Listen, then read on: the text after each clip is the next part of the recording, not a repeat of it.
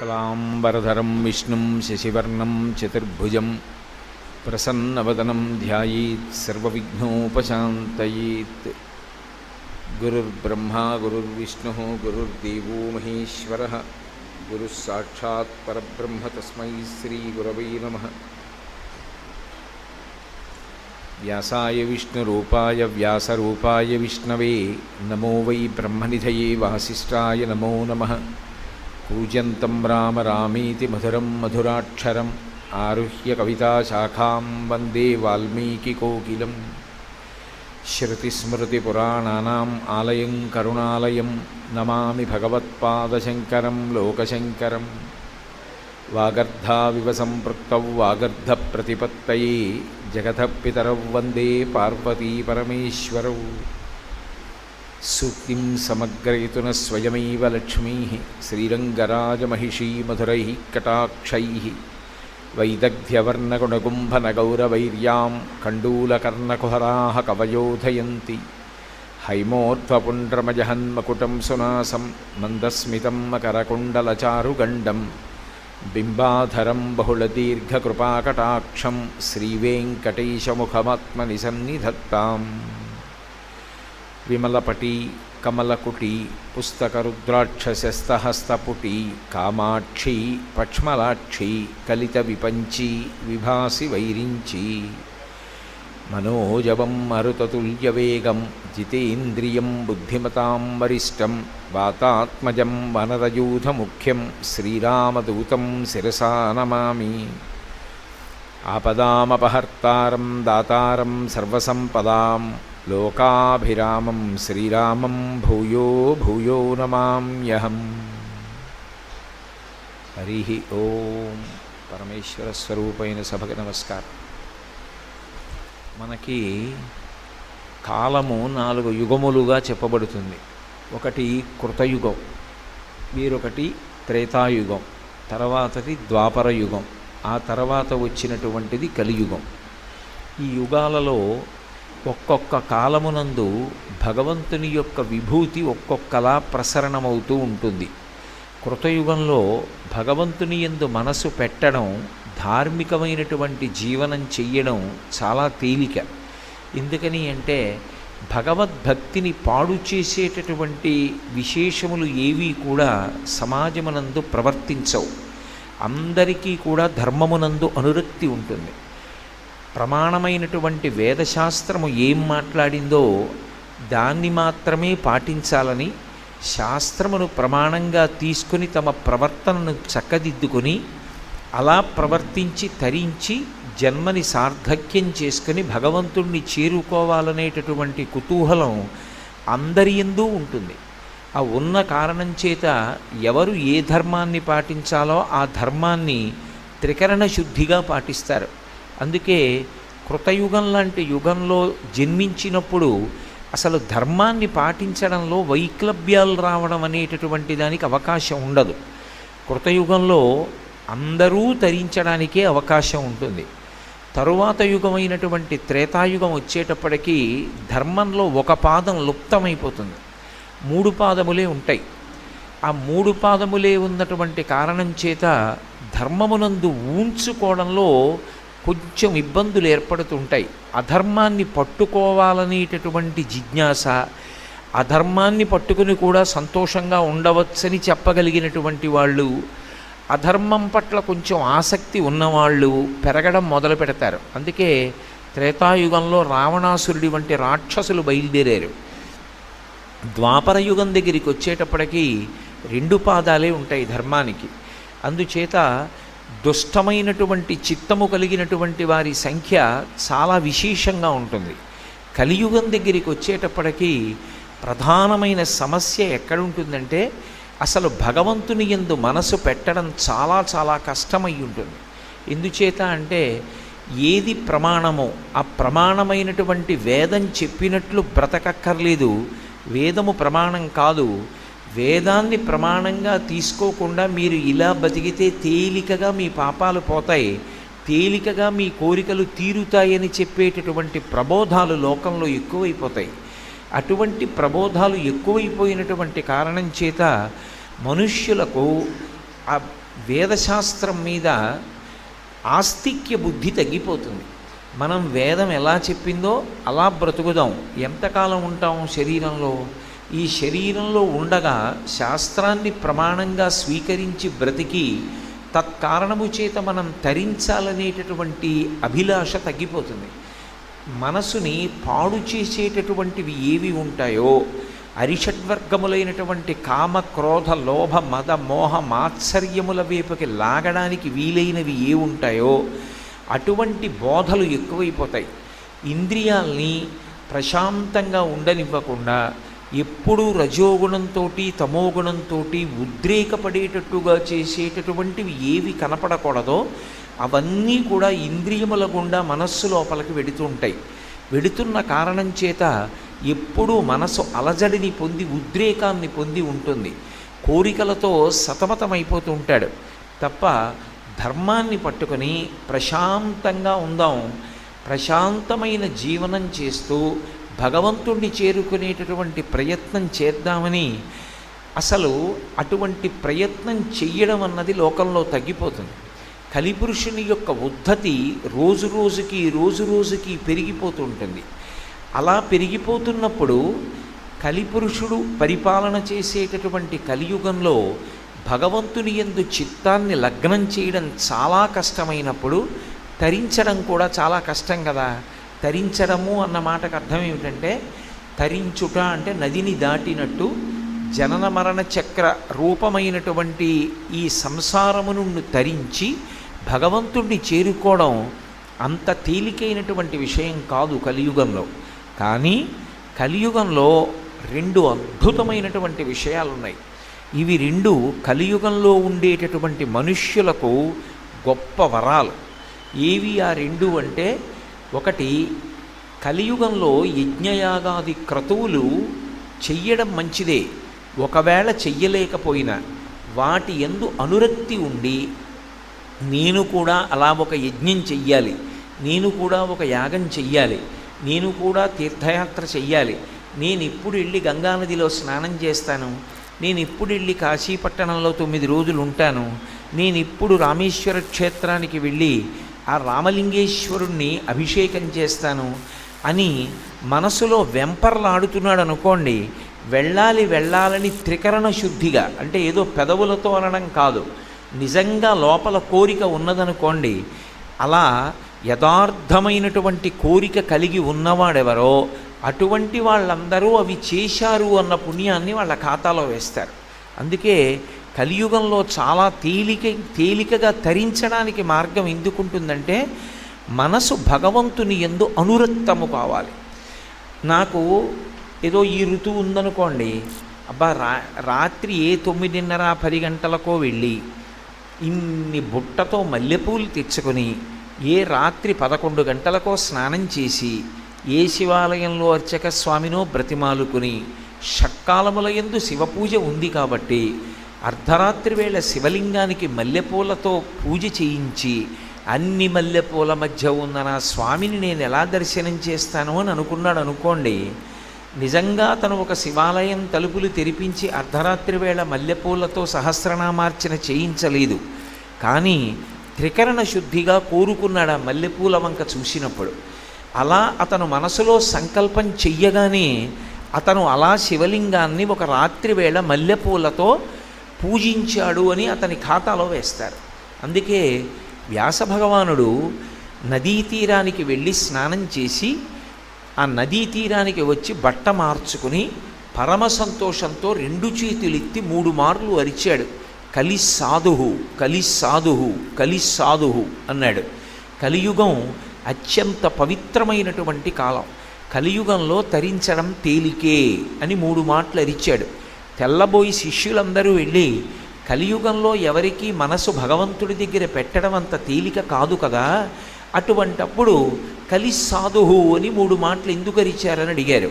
అడిగితే అప్పుడు వ్యాస భగవానుడు ఈ మాట చెప్పాడు, ఎవరు కలియుగంలో భగవంతుని యందు మనసు పెడతారో, పెట్టి భగవంతుడికి ఇలా పూజ చేద్దామని కానీ, ఇలా తీర్థయాత్ర చేద్దామని కానీ, ఇలా నదీ స్నానం చేద్దామని కానీ త్రికరణ శుద్ధిగా సంకల్పం చేసినంత మాత్రం చేత వాడు ఆ పుణ్యకార్యాన్ని చేశాడు అని వాడి ఖాతాలో వేస్తారు. పుణ్యకార్యం చేయడం అలా అయితే మరి పాపకార్యం అది కూడా అంతే. మనసు ఉద్వేగపడి ఏదైనా కోరకూడని విషయాన్ని నేను కోరుకున్నా, చూడకూడని దాన్ని చూసినా, చెయ్యకూడనిది చెయ్యాలని మనసులో కోరిక పుట్టినా అది చేశాడని కూడా వేస్తారు. కానీ వచ్చిన ప్రమాదం ఎక్కడుంటుందంటే కలియుగంలో కలిపురుషుని యొక్క ఉద్ధతి చేత ఎక్కువగా ఏవి చెయ్యకూడదో అవి చెయ్యాలని అనిపిస్తూ ఉంటుంది.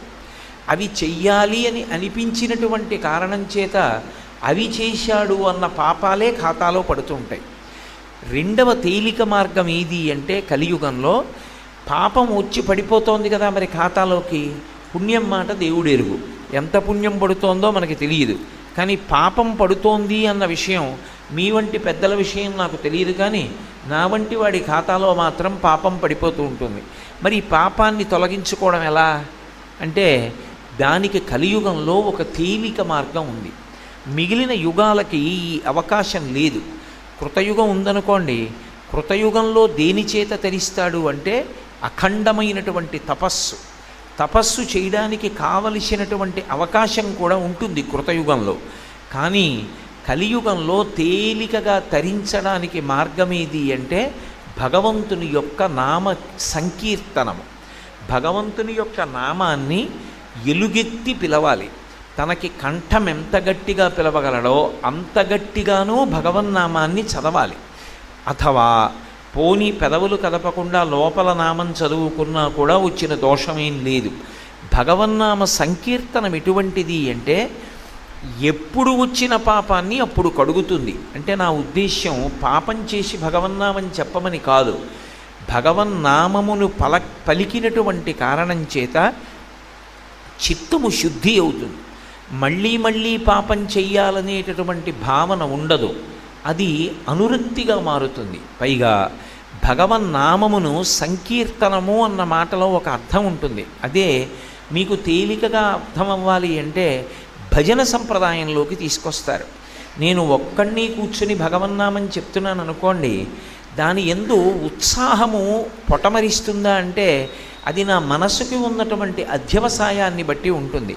నేను కూర్చుని లలితా సహస్రనామ స్తోత్రం చదువుతున్నాను అనుకోండి, లేదా విష్ణు సహస్రనామం చదువుకుంటున్నాను అనుకోండి, ఆవలింతలు రాకుండా విష్ణు సహస్రనామం చదువుతుంటే నాలో మంచి ఉద్వేగంతో సంతోషంతో నేను అలా చెయ్యగలనా అంటే అది నా బుద్ధి పరిపక్వత మీద, నాకు ఆ భగవంతుని యొక్క నామము మీద ఉండేటటువంటి ఆదరణ మీద ఉంటుంది.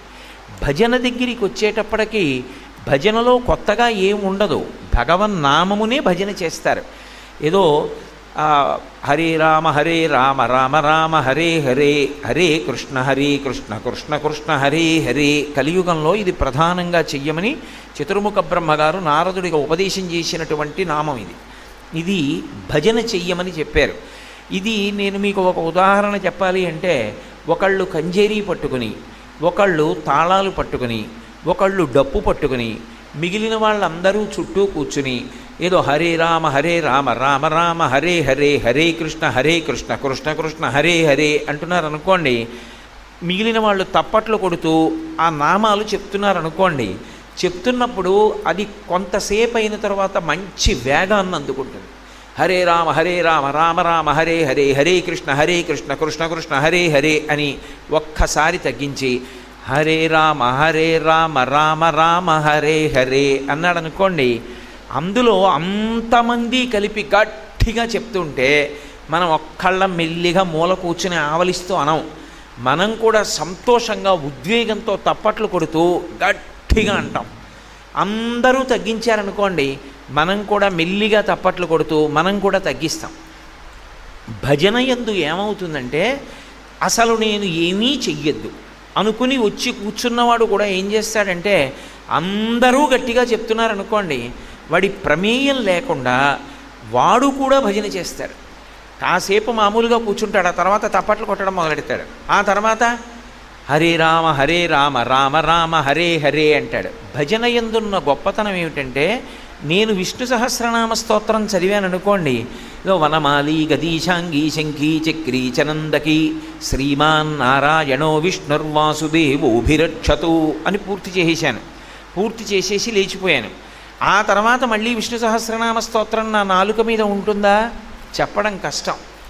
అదే మీరు భగవన్నామ సంకీర్తనం చేశారనుకోండి, ఒక అరగంట సేపు జై జయ శంకర హర హర శంకర, జై జయ శంకర హర హర శంకర అని భజన చేశారు. భజన చేసి ఓ అరగంట అయిపోయిన తర్వాత వెళ్ళిపోతున్నారు. వెళ్ళిపోతున్నా కూడా మీకు తెలియకుండా మీ నోరు జై జయ శంకర హర హర శంకర, జై జయ శంకర హర హర శంకర అని కాసేపు అంటూ ఉంటుంది.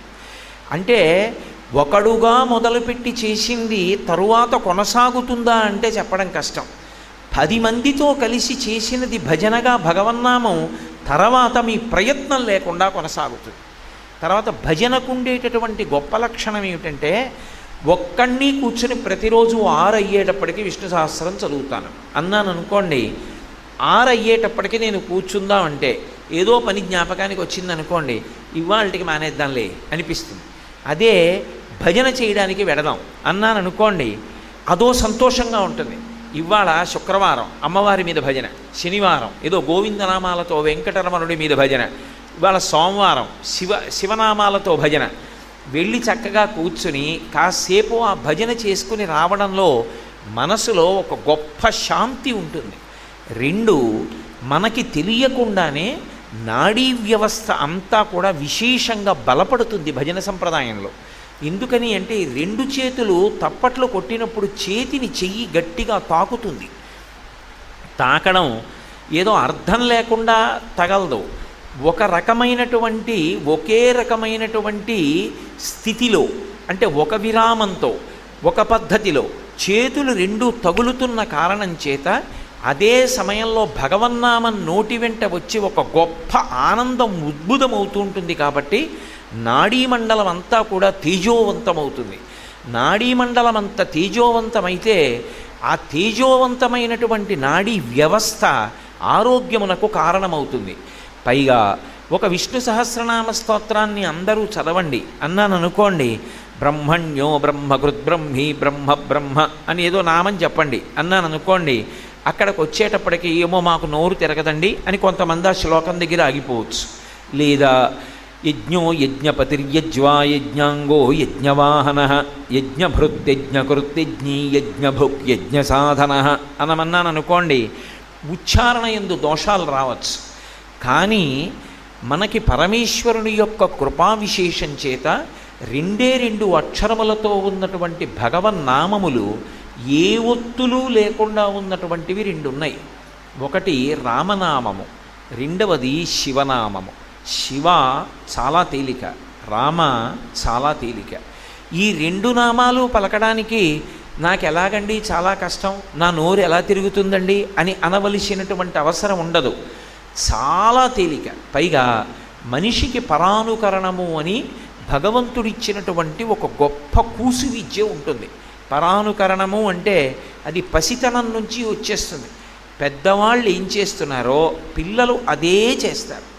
అమ్మ ప్రతిరోజు ఆడపిల్లని కూర్చోపెట్టి ముఖానికి అంగరాగాన్ని అలది, అంగరాగం అంటే పౌడరు, అంగరాగం అలది, కళ్ళకి కాటుక పెట్టి బొట్టు పెట్టి చిన్న కొప్పేసి అందులో ఓ పువ్వులు పెట్టింది అనుకోండి, ఒక 6 నెలలు అయిపోయిన తర్వాత పిల్ల ఏం చేస్తుందంటే తన ఆడుకునే బొమ్మ తీసుకొచ్చి కాళ్ళ మీద పడుకోబెట్టుకొని అమ్మ పౌడర్ రాసినట్టే పౌడర్ రాసి, అమ్మ బొట్టు పెట్టినట్టు బొట్టు పెట్టి, అమ్మ తనకి ఆమ్ పెట్టినట్టే దానికి ఆమ్ పెట్టి, ఆమ్ అంటే అన్నం, అన్నం పెట్టి పరానుకరణము అమ్మ ఏం చేస్తోందో అలా చేస్తుంది. భజన సంప్రదాయమునందున్నటువంటి గొప్పతనం ఏమిటంటే, ముందు వెళ్ళి కూర్చుని సంకీర్తన చేస్తాడు కాసేపు, హరే రామ రామ రామ హరే హరే అంటాడు. ఓ 10 రోజులు వెళ్ళిన తర్వాత ఏం చేస్తాడంటే తను కూడా ఆ చేత్తో చిడతలు ఉంటాయి అవి పట్టుకుని తాను కూడా వాటిని వాయించడానికి ప్రయత్నిస్తాడు. అది అయిపోయిన తర్వాత కొన్నాళ్ళకి కంజీరీ వాయించాలనిపిస్తుంది, అది చిన్న డప్పులా ఉంటుంది, అది పట్టుకుని వాయిస్తాడు.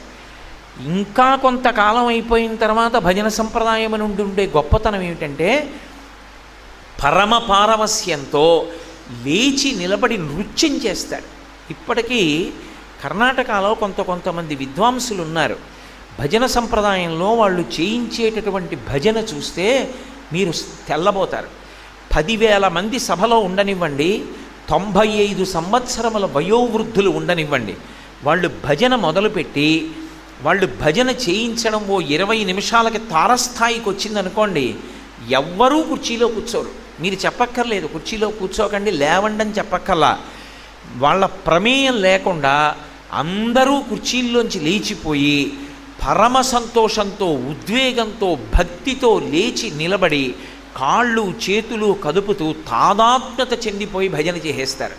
అంటే అక్కడ ఇంకా సిగ్గనేటటువంటి మాట ఉండదు. శరీర భ్రాంతి విడిచిపెట్టి అంత సంతోషంతో భగవన్నామాన్ని పలకడంలో అంతటి ఉద్వేగాన్ని పొందుతాడు. ఏది మీరొక్కరూ కూర్చుని భగవన్నామం పలకడంలో ఉద్వేగం పొందండి, సాధ్యం కాదు. అందుకే భగవన్నామాన్ని కలియుగంలో పలకడంలో నేనొక్కడిని కూర్చుని పలుకుతాను అనడం అంత తేలిక కాదు. భగవన్నామ సంకీర్తనము అన్నారు. అందుకే కలియుగంలో సంకీర్తనము అన్న మాటకు అర్థం ఏమిటంటే, నువ్వు ఒక భజన బృందంలో సభ్యుడివి కావాలి. అన్ని చోట్ల భజన బృందాలు ఉండాలి. ఒక దేవాలయం ఉందనుకోండి, ఆ దేవాలయానికి ప్రాణం ఏది అంటే భజన బృందం. భజన బృందం లేదనుకోండి దేవాలయానికి, అది దేవాలయం తప్పు కాదు, ఆ దేవాలయం చుట్టుపక్కల నివసిస్తున్న వాళ్ళు బుద్ధిహీనులు అని గుర్తు. దేవాలయ ప్రాంగణంలోకి వెళ్ళి నువ్వు భజన చేసుకోవాలి.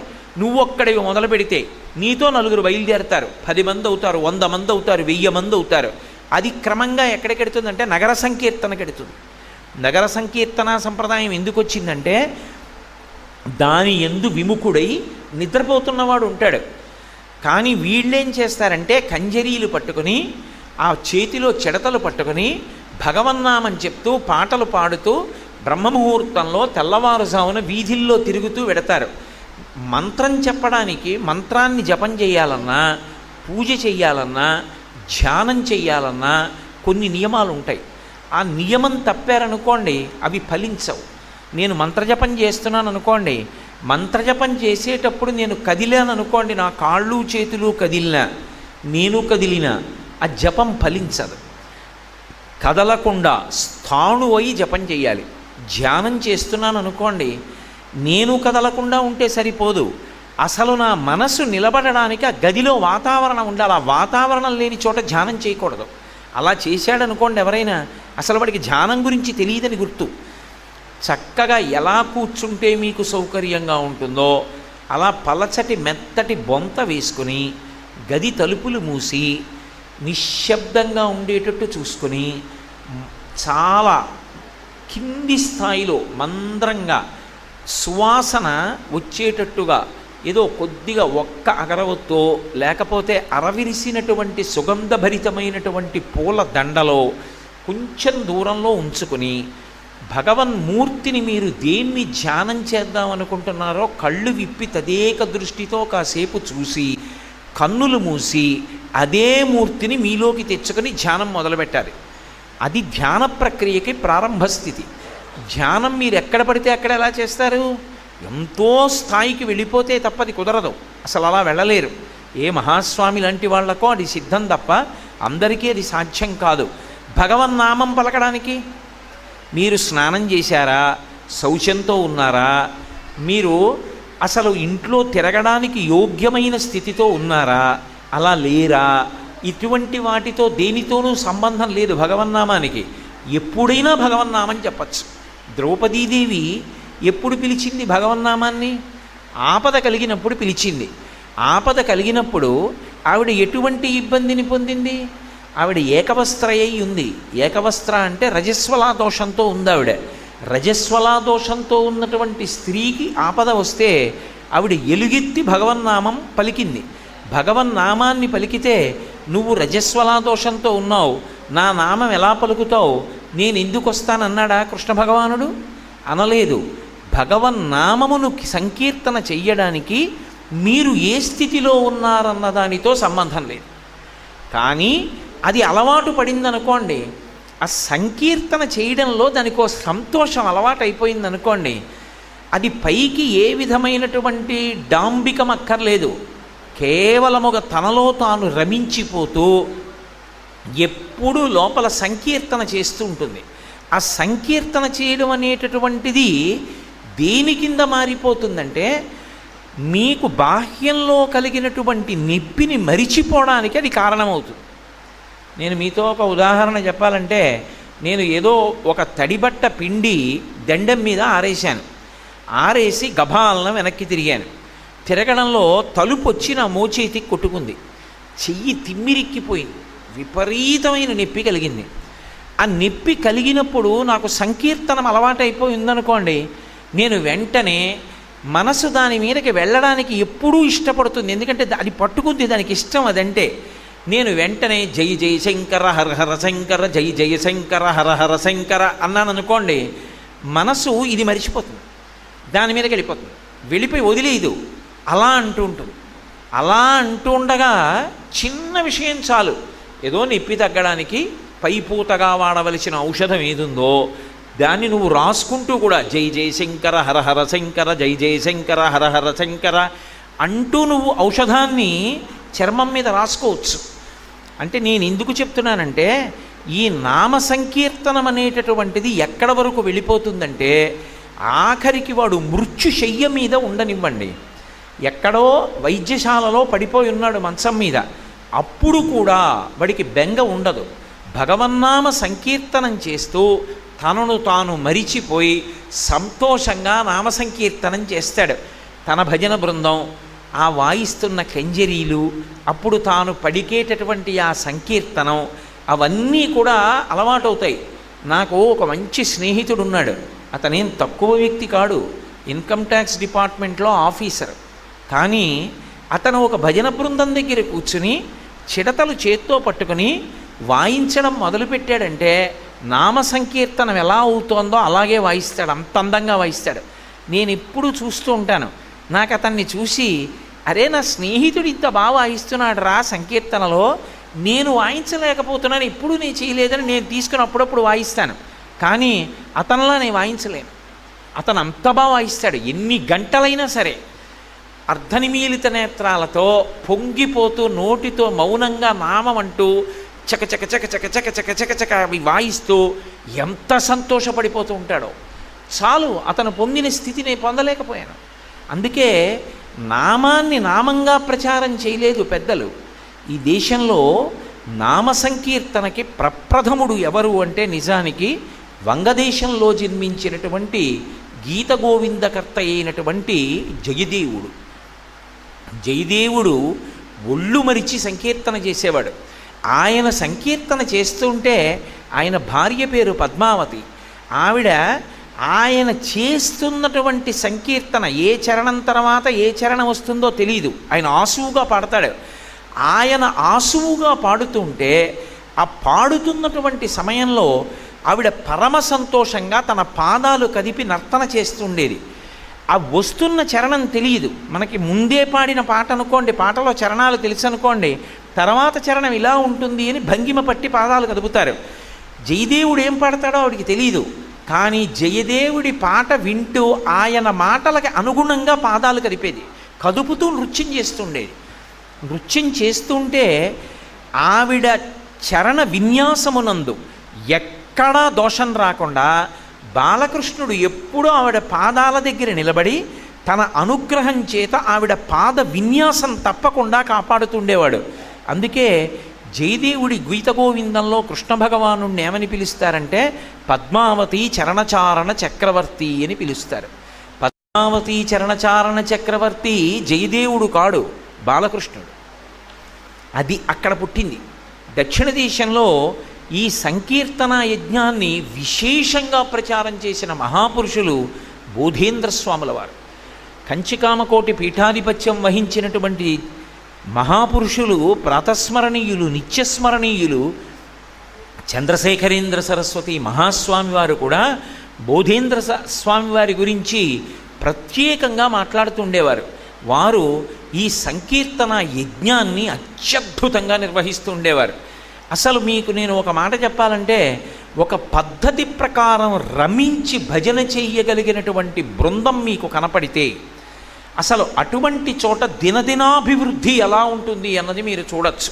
ఒకప్పుడు పశ్చిమ గోదావరి జిల్లాలో పెదముత్తేవి గ్రామంలో లక్ష్మణ యతీంద్రులని ఒక మహానుభావుడు ఉండేవారు. వారికి ఈ సంకీర్తన అంటే చాలా ఇష్టం. వారు సంకీర్తన చేయిస్తున్నటువంటి రోజుల్లో, ఇప్పుడు ఆ తల్లి ఉన్నారా, ఎక్కడ ఉన్నారు, వారి క్షేమ సమాచారాల గురించి నాకు తెలియదు, కానీ ఏలూరులో ఒక లబ్ధప్రతిష్టమైనటువంటి కళాశాలలో అధ్యాపకురాలిగా పనిచేస్తున్నటువంటి ఒక ఆవిడ లెక్చరర్. ఆవిడ అక్కడ భజన జరుగుతుంటే ఆవిడ నృత్యం చేసేవారు. నేను అలా అనకూడదు, కానీ ఆవిడది చాలా స్థూలకాయం, కానీ ఆవిడ పరమ సంతోషంతో అసలు నృత్యం చేస్తూ ఉండేవారు. అసలు ఈవిడ ఇలా ఒళ్ళు మరిచిపోయి ఇంత శరీరంతో ఈవిడ నృత్యం ఎలా చేస్తున్నారనిపించేది. ఆ భజన, ఆ నృత్యం చూసి ఒక గంట సేపు మీరు ఇంటికి వెళ్ళిపోయారనుకోండి, మీ మనసు అంత తొందరగా ఇతర విషయముల ఎందుకు ప్రవర్తించదు. అది మనసు మీద ముద్ర పడిపోతుంది. ఆవిడ పట్టే భంగిమలు, ఆవిడ నృత్యం పరవశించి వీళ్ళు చేసేటటువంటి సంకీర్తన, ఇవి మనసు మీద కదులుతుంటే మీకు తెలియకుండానే మీకు ఎప్పుడూ ఆ భగవన్నామం నోట్లో సంకీర్తన చేస్తూనే ఉంటారు. అవి ఎంత సంకీర్తన మీకు అలవాటైపోతుందో, అలా ఎన్ని సంకీర్తనలు మీరు చెయ్యగలరో అవి ఆయా సమయముల యందు జ్ఞాపకం వచ్చాయనుకోండి, దానికి ఏ విధమైనటువంటి పరిమితులు ఉండవు. మీకు నేను ఒక మాట చెప్పాలంటే, ఏదో మనందరం కలిసి నైమిషారణ్యం వెడుతున్నాం అనుకోండి, నైమిషారణ్యంలో ఓ 4 భాగవతంలో పద్యాలు నాకు జ్ఞాపకం వచ్చి ఆ 4 పద్యాలలో వైభవం నేను చెప్దాం అనుకున్నాను అనుకోండి, అది సాధ్యం కాదు. నేను అలా చెప్పడం కుదరదు. ఎందుకనంటే ఆ రైలు పెట్టెలో వెడుతున్నప్పుడు దానికి అనేక పరిమితులు ఉంటాయి. పెద్ద పెద్ద చప్పుళ్ళు ఉంటాయి. ఏదో నా పక్కనున్న వాళ్ళకి వినపడుతుంది, అక్కడ ఉన్న వాళ్ళ వరకు ఎలా వినపడుతుంది? అందరూ నా దగ్గరికి వచ్చి నిలబడటం ఎలా సాధ్యం? సాధ్యం కాదు. అటువంటి వాటిని విమర్శించకూడదు. చాలా తప్పు, రైళ్లలో భజన చేస్తున్నారండి అనకూడదు. సంకీర్తన అనేటటువంటి దానికి పరిమితి లేదు. ఎక్కడైనా సంకీర్తన జరగవలసిందే. వాళ్ళు ఒళ్ళు మరిచిపోయి పరమ సంతోషంతో సంకీర్తన చేద్దాం అనుకున్నారనుకోండి, ఆ పెట్టెలో ఉన్న వాళ్ళందరూ యాత్రకు ఎడుతున్న వాళ్ళే, వాళ్ళందరూ కలిసి సంతోషంగా భగవన్నామం సంకీర్తన చేస్తున్నారనుకోండి, అందరూ ఒకచోటే కూర్చోక్కర్లేదు. అందరూ పెట్టెలో వేరు స్థానాల్లో కూర్చున్నా అందరికీ అలా పాడడం అలవాటు కాబట్టి అందరూ కలిసి అఖిలాండేశ్వరి అంబ పరమేశ్వరి అఖిలాండేశ్వరి ఆదిపరాశక్తి పాలయమాం అని భజన చెయ్యాలనుకుంటే అందరూ ఎక్కడ కూర్చున్నా చేసేస్తారంతే. ఎంత సంతోషంగా ఉంటుందో తెలియని వాడికి కూడా అక్కడ కూర్చుంటే మనసు ఎంతో ప్రశాంతంగా, ఎంతో సంతోషంగా అనిపిస్తుంది. అందుకే ఈ భగవన్నామ సంకీర్తనమునకు కలియుగంలో విశేషమైనటువంటి ప్రాధాన్యత ఉన్నది. అందుకే భగవంతుడికి పల్లకీ మోయడం ఎలాగో భగవన్నామ సంకీర్తన చేయడం అలా. పల్లకీ పట్టుకోవాలనుకోండి, ఒక్కడే ఉంటే పల్లకీ పట్టుకోలేడు. భగవన్నామ సంకీర్తన చెయ్యాలనుకోండి, ఒక్కడే ఉంటే చేయడం అంత తేలిక కాదు. 10 మంది కూడారనుకోండి, భగవన్నామ సంకీర్తనం చేయడంలో చాలా సంతోషం ఉంటుంది. అలా కాకుండా కేవలం నామం అన్నాననుకోండి, దానికి కొన్ని పరిమితులు వచ్చేస్తాయి. ఏదో 10 మందిని పిలిచి మీరందరూ విష్ణు సహస్రం చదవండి అన్నాను అనుకోండి, ఆవలించేవాడు ఆవలిస్తూ ఉంటాడు, ఏదో చదివేవాడు చదువుతూ ఉంటాడు, దాని మీద దృష్టి ఉంటే ఉంటుంది, లేకపోతే లేదు. ఓడు చదువుతూ ఉంటాడు, ఓడు పుస్తకం చూస్తూ ఉంటాడు, ఓడు ఓ శ్లోకం చదువుతాడు, 2వ శ్లోకం నాకు రాదని ఊరుకుంటాడు, ఒకడు ఏటికి ఎగసన్నాలాగుతాడు, ఒకడు ఏటికి దిగసన్నాలాగుతాడు. శ్రీమాతా శ్రీ మహారాజ్ఞి శ్రీమత్సింహాసనేశ్వరి అని నేను అనేటప్పటికీ ఇంకోడప్పుడే శివశక్త్యైక్య రూపిణి లలితాంబికాకి వెళ్ళిపోతాడు. ఒకడు ఓలా చదువుతాడు, ఓడు ఓలా చదువుతాడు. ఓ అరగంట అయ్యేటప్పటికీ అసలు అందులో ఏ శ్లోకం ఎవడు చదువుతున్నాడో తెలియదు. అదో విచిత్రమైన ధ్వని బయలుదేరుతుంది. చాలా చోట్ల మీరు చూడండి, సహస్రనామం చదువుతున్నారంటారు, 5 నిమిషాలు. 5 నిమిషాల తర్వాత అసలు ఎవడు ఏ శ్లోకం చదువుతున్నాడో ఏమీ అర్థం కాదు. అదో పెద్ద అల్లరి కింద ఉంటుంది. అదే భగవన్నామ సంకీర్తన మొదలుపెట్టండి, అటు ఇటు వెళ్ళిపోయిన వాళ్ళు కూడా ఎవరి ప్రమేయం లేకుండా గాడిలో పడిపోతారు. పడిపోయి అందరూ ఏకకంఠంతో చేస్తారు. అప్పుడు రోమాంచితమై ఎంత సంతోషంగా ఉంటుందో. కలియుగంలో భగవన్నామ సంకీర్తన మనకు అంత ప్రాధాన్యత ఉంది. భగవన్నామాన్ని పలకడం అలవాటైందనుకోండి, నాలుకకు ఆ నామం పలకడం అలవాటు. ఏదో ఏ పని చేస్తున్నా, ఆవలింత వచ్చిందనుకోండి, ఓసారి భగవన్నామని చెప్తాడు. ఆఖరికి తలుపు సందులో వేలు పడిందనుకోండి, అప్పుడు కూడా భగవన్నామం చెప్తాడు. భగవన్నామం చెప్పడంలో అంత సంతోషం ఉంటుంది. అయితే నామమునందు ఒక పెద్ద విశేషం ఉంటుంది. ఇప్పుడు నాకు ఒక పేరుంది, నన్ను కోటేశ్వరరావు అని పిలుస్తూ ఉంటారు. మీరు నన్ను కోటేశ్వరరావు గారు అని పిలిచారనుకోండి, సభ నడుస్తుండగా అక్కడ నిలబడి గట్టిగా, నేను వెంటనే ఇలా తల తిప్పి చూస్తాను, ఎవర్రా అంత గట్టిగా పిలిచారు నన్ను అని. అదే కామేశ్వరరావు గారు అని పిలిచారనుకోండి, నేను తల తిప్పను, ఎవరినో పిలిచారనుకుంటాను. నాకు ఒక్కటే పేరు ఉంటుంది. మరి భగవంతుడికి ఒక్క పేరు ఉండదు, అనేక పేర్లు ఉంటాయి. మరి భగవంతుడికి అన్ని పేర్లు ఎందుకు, మనకు ఒక్కటే పేరు ఎందుకు అంటే, మనది వ్యావహారికము అంటారు. అంటే పిలవగానే పలకడానికి, మన దృష్టి అటువైపు మరల్చబడడానికి తేలికగా ఒక సాధనముగా ఒక పేరు ఉండాలి. కాబట్టి ఒక నామాన్ని తండ్రి ఉంచుతాడు. ఆ నామకరణం చేసినప్పుడు ఆ పేరు పెడతారు. ఆ పేరు పెట్టినప్పుడు ఆ పేరుతో పిలిస్తే పలకడం వాడికి అలవాటైపోతుంది. ముందు చంటి పిల్లవాడికి ఏం తెలుసని వాడి పేరని వాడికి తెలియదు. కొన్నాళ్ళు పోయిన తర్వాత ముందు కార్తికేయ శర్మ అన్నారనుకోండి, వాడేం పలకడేటో తిరిగి వెళ్ళిపోతుంటాడు. కార్తికేయ శర్మ ఎవడో వాడికే తెలియదు, నేనేనని వాడికి తెలియదు. కొన్నాళ్ళు అయిపోయిందనుకోండి, వాడికి ఓ ఏడాది వచ్చిందనుకోండి, కార్తికేయ శర్మ అన్నారనుకోండి, వాడు వెనక్కి తిరిగి ఊ అంటాడు. అంటే వాడికి అర్థమైపోయింది, ఓ ఇది నా పేరు అని వాడికి తెలిసింది. భగవంతుణ్ణి మీరొక్కటి ఆలోచించండి, ఆయనకి ఒక పేరు కాదు, ఎన్ని పేర్లు అంటే 1000 అనకూడదు, సహస్రం అంటే అనంతము అని. అనంతమైన నామములుంటే ఆ నామాలు పెట్టి పిలిచినప్పుడు ఏ పేరు పెట్టి పిలిస్తే నా పేరు పెట్టి పిలుస్తున్నారని ఆయన పలకడం తేలికవుతుంది. అసలు అన్ని నామాలు ఎందుకు? నాకున్నట్టే ఆయనకి ఒక్క పేరు ఉంటే సరిపోదా? ఒక్క పేరుతో భగవంతుడిని పిలిచారనుకోండి, ఆ పేరు పెట్టి పిలిచామనుకోండి, ఆయనకి సౌలభ్యం, మనకి సౌలభ్యం. ఎందుకని పేర్లు అసలు భగవంతుడికి?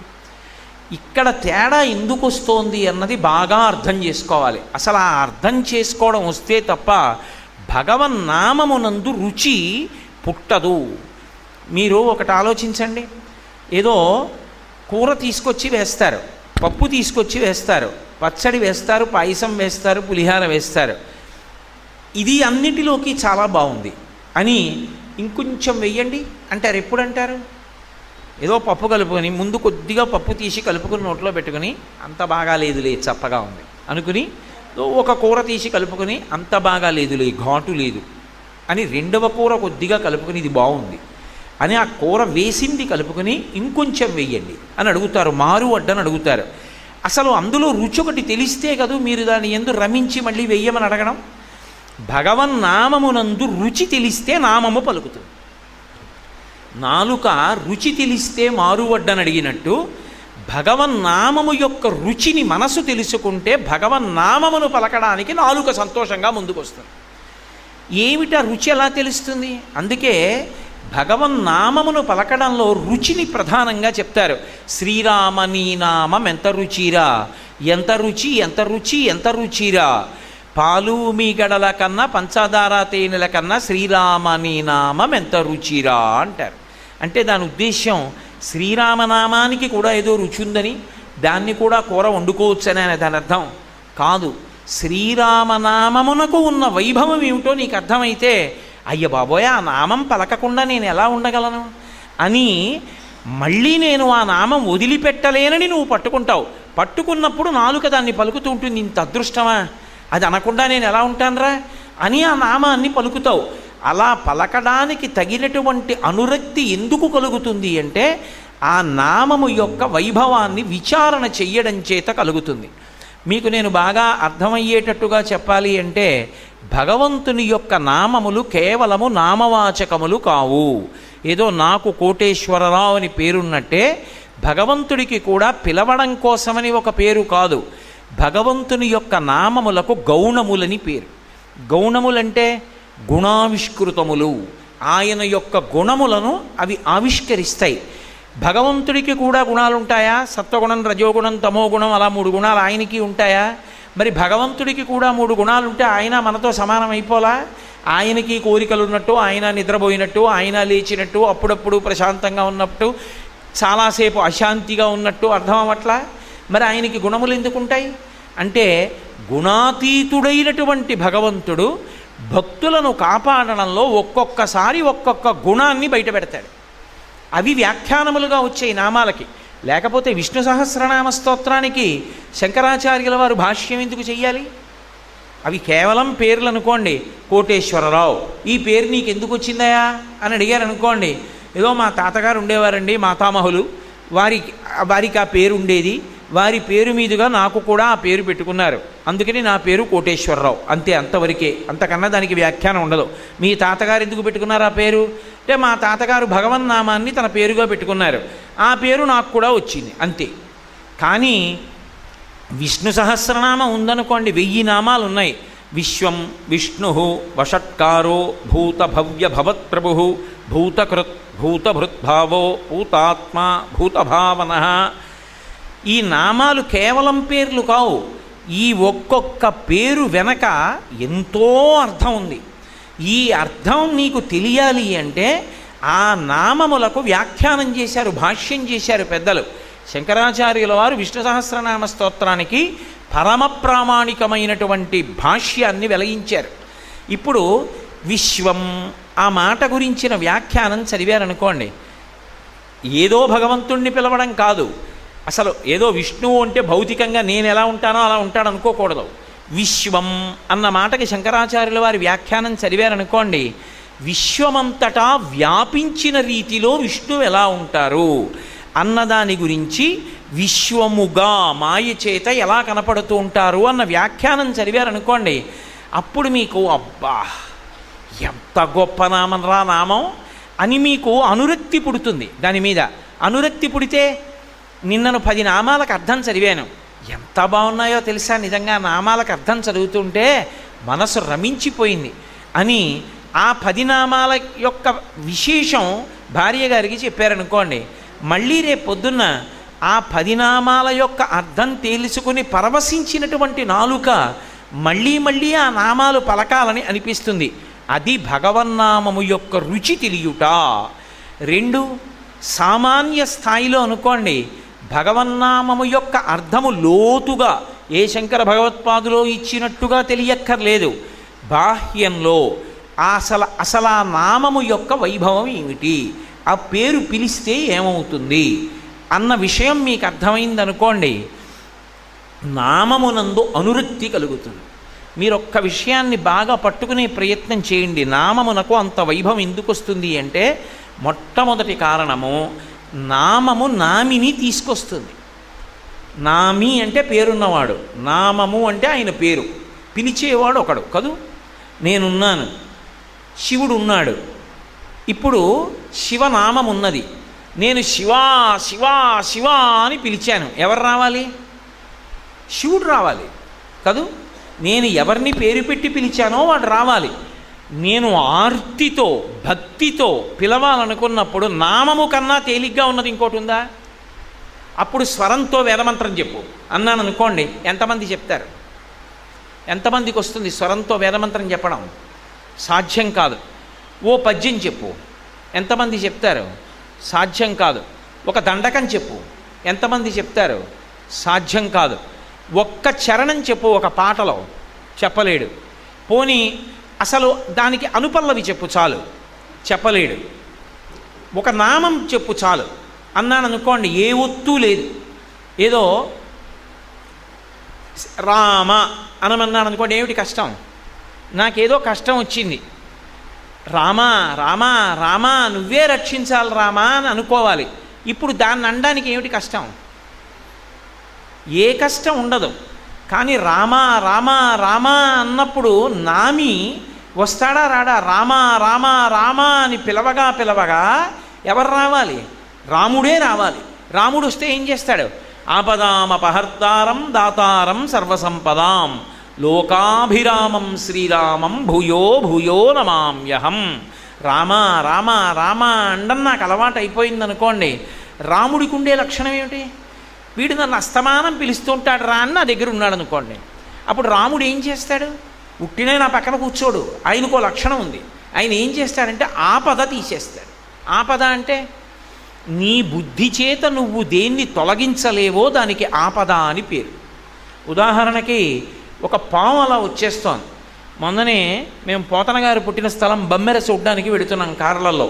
బ్రహ్మాండమైనటువంటి సర్పం, చాలా పెద్ద పాము ఒకటి రోడ్డుకి ఇటుపక్క నుంచి అటుపక్కకు వస్తుంది. అంత పెద్ద పాముని, బహుశా అది ఏ నాగుపామో త్రాచుపామో, దాన్ని కారు తొక్కేస్తే లేనిపోని ఇబ్బంది కలుగుతుంది. అంతటి మహాసర్పాన్ని ఎందుకు తొక్కేయాలని కారుని అకస్మాత్తుగా ఆపాడు ఆ వాహనానికి చోదకుడు. కారు ఆగిపోయింది. అది జర మెలికలు తిరిగి వెళ్ళిపోయిందిట. నేను చూడలేదట. ఆ సమయంలో ఏదో మాట్లాడుతున్నాను, మా గోపాలకృష్ణ గారు చూశారు. ఎంత పెద్ద పామో గురువుగారు, మెలికలు తిరిగి వెళ్ళిపోయిందన్నారు. ఇప్పుడు ఆ పాము అడ్డంగా వచ్చింది కారులో ఉండగా కాబట్టి సరిపోయింది. మీరు ఒక ద్విచక్ర వాహనం మీద వెడుతుండగా పాము వచ్చింది అనుకోండి, మీరు కంగారు పడిపోయి కింద పడిపోయినా, మీరు కంగారు పడిపోయి దాని మీదకెక్కినా, అది కంగారు పడిపోయి మిమ్మల్ని కరిచినా ప్రమాదమేనా? అప్పుడు ఏమండి నేను ఈ ఉద్యోగం చేస్తున్నాను అంటే పాము ఊరుకుంటుందా? ఏమండి నా దగ్గర ఇంత డబ్బు ఉంది, తప్పుకోగలరా? అసలు ఆలోచించడానికి బుద్ధి పనిచేస్తుందా? చెయ్యదు. బుద్ధి పనిచేసి తప్పించుకోలేనిదేదో దానికి ఆపద అని పిలుస్తారు. అందుకే భారతంలో ఎందుకు కృష్ణుడు కావాలి అన్నదాన్ని చెప్తూ పాండవులు ఒక మాట అంటారు, ఆపద గడవం బెట్టగా అంటారు. ఆపదలు తొలగించడానికి కృష్ణ పాండురాజు నిన్ను చూపి చనియ మహాత్మా, మా నాన్నగారు నిన్ను మాకు పరిచయం చేసి మా తండ్రి వెళ్ళిపోయాడు, నువ్వు మమ్మల్ని కాపాడాలి తండ్రి వెయ్యి అంటారు. కాబట్టి భగవన్నామమును పలికితే ఏమవుతుందంటే ఆపద తొలగిపోతుంది. నీ ప్రమేయం లేకుండా మీద వచ్చి పడిపోతున్న ప్రమాదం ఏదున్నదో ఆ ప్రమాదమును తొలగించి రక్షించగలిగిన వాడెవరంటే భగవంతుడు ఒక్కడే. కొన్ని వేల మంది కళ్ళ ముందు చూస్తుండగా కొట్టుకుపోతున్నారు అనుకోండి. ఏదో ఆపదొచ్చింది, అకస్మాత్తుగా కొట్టుకుపోతున్నారు. అందులో ఎవడో ఒక్కడు మాత్రం కేదారేశ్వర కేదారేశ్వర కేదారేశ్వర అని అరిచాడు. వాడికి ఒక్కడికే బుద్ధి ప్రచోదనమై చెట్టు ఎక్కి కూర్చున్నాడు. 3 రోజులు చెట్టు మీద ఉన్నాడు, చెట్టు కొట్టుకుపోలేదు, వాడు బతికాడు. ఆపదామపహర్తారం దాతారం సర్వసంపదాం, నీకేవి కావాలో విస్తాడు. నీకు ఏది ప్రమాదమో దానిని నీకు తెలియకుండా తీసేస్తాడు. అసలు నీకు తెలియక్కర్లేదు కూడా నీకు ప్రమాదం తప్పిందని. ఆపదామపహర్తారం దాతారం సర్వసంపదాం లోకాభిరామం శ్రీరామం భూయో భూయో నమామ్యహం. లోకమునంతటినీ కూడా రమింప చేయగలిగినటువంటి రాముడు ఉన్నాడే, ఆయనకి మళ్ళీ మళ్ళీ నమస్కరించుచున్నాను. ఇప్పుడు నామం ఏం చేసింది? నామిని తీసుకొచ్చింది. భగవంతుణ్ణి దగ్గరగా తీసుకురావాలి అంటే తేలిక మార్గం ఏది? భగవన్నామమును భజించుటయే. ఎవరు ఇంట్లో భగవన్నామాన్ని ఎప్పుడూ పలుకుతూ ఉండడం అలవాటు చేసుకున్నారో అలాంటి వాళ్ళ ఇంట్లో ఎవరుంటాడు? భగవంతుడే ఉంటాడు. భగవంతుడే ఉన్న ఇంట ఆపదలు ఎందుకుంటాయి? ఉండవు. ఆ ఇంట అందరూ ప్రశాంతంగా ఉంటారు. అందుకే పూర్వం చూడండి, పల్లెటూళ్ళల్లో ఆ ఇంటి యజమానులు వాళ్ళు ఏమీ తెలియని అమాయకులైన రైతులైనా కూడా ఎప్పుడు భగవన్నామాన్ని పలుకుతూ ఉండేవారు. రామనామమో శివనామమో హరే రామ రామ రామ హరే హరే హరే కృష్ణ కృష్ణ కృష్ణ హరే హరేయో ఏదో ఒకటి పలుకుతుండేవారు. ఆఖరికి నా చిన్నతనంలో నాకు బాగా గుర్తు, ఎప్పుడైనా సరే శాలువా తీసుకొచ్చి ఒంటి మీద కప్పుకుంటే దాని అంచు మీద ఈ భగవన్నామాలు రాసేవారు. హరే రామ రామ రామ హరే హరే అనో, లేకపోతే శివ శివ శంకర శివ శివ శంకర శివ శివ శంకర అని రాసి ఉండేది. ఎందుకో తెలుసా? నేను కప్పు కూర్చున్నాను అనుకోండి, నా వెనకాల కూర్చున్నవాడు హరే రామ రామ రామ హరే హరే అని చదువుతాడు. ఎందుకని? అక్షరం జ్ఞానం ఉన్నవాడికి అది అలవాటు. నేను వచ్చి ఇలా కూర్చున్నాను అనుకోండి, ఇలా చూస్తే అక్కడ నిశ్శబ్దమును పాటించము అని ఒక బోర్డు ఉందనుకోండి, అక్షరాలు వచ్చు కాబట్టి నా ప్రమేయం లేకుండా అది చదువుతాను నేను. నా ఉత్తరీయం మీద అది ఉందనుకోండి, నేను ఎక్కడికెడితే ఉత్తరీయం వేసుకుంటానో చొక్కా బనీని తీసి పూజకి వెళ్ళి నేను భగవన్నామాలు ఉన్నటువంటి ఉత్తరీయం కప్పుకున్నాను అనుకోండి, నా వెనకనున్నవాడికి అది ప్రయోజనం అవుతుంది. నా వెనక కూర్చున్నవాడు ఉత్తరీయం మీద చూసి శివ శివ శంకర శివ శివ శంకర శివ శివ శంకర హర హర శంకర అని చదువుతాడు. లేకపోతే హరే రామ రామ రామ హరే హరే అని చదువుతాడు. నామమును అవతల వారి చేత పలికించడానికి ఉపయుక్తమైనటువంటి సాధనములను మాత్రమే వాడుతుండేవారు. ఎక్కడ చూసినా భగవన్నామాన్ని చదవడానికి వీలైనటువంటి సంకీర్తనకి సంబంధించినటువంటి సూచనలతో కూడుకున్నటువంటి ఫలకాల్ని అమరుస్తూ ఉండేవారు. ఎందుకని అంటే అప్పుడు భగవన్నామాన్ని పలుకుతారని. నా చిన్నతనంలో నాకు బాగా గుర్తు. ఆఖరికి ప్రభుత్వ వాహనాలలో కూడా భగవన్నామమును స్మరించండి అని ఉండి హరే రామ రామ రామ హరే హరే లోపల రాసి ఉండేది. ఎక్కినవాడు ఏదో ఒకటి చదువుతూ ఉంటాడు కాబట్టి లోయలోకి వెళ్ళిపోవలసి ఉన్నా కూడా ఆ సమయానికి బ్రేకులు పట్టి బస్సు డ్రైవర్కి చాకచక్యం అబ్బి అందరూ సురక్షితంగా ఉండేవారు. కాబట్టి ఎక్కడ చూసినా నామం పలకడానికి అవకాశం కల్పించేవారు.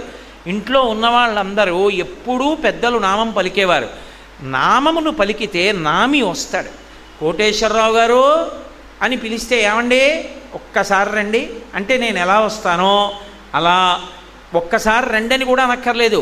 కోటేశ్వరారు కోటేశ్వరారు కోటేశ్వరారు అని అరిచారనుకోండి, నేనేం చేస్తాను? ఏమిటండి అలా పిలుస్తున్నారు అంటాను. నేను ఎలా అంటున్నానో అంతకన్నా తేలికగా భగవంతుడు అంటాడా? అండా కరుణామయుడు. కాబట్టి భగవంతుణ్ణి తెచ్చుకోవడానికి తేలిక మార్గము భగవన్నామ సంకీర్తనమే.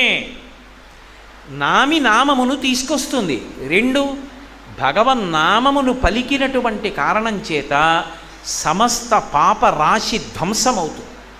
వశిష్ఠుడు అమాయకుడై దశరథ మహారాజు గారికి పుట్టినటువంటి పెద్ద కొడుక్కి రామా అని పేరుంచాడా?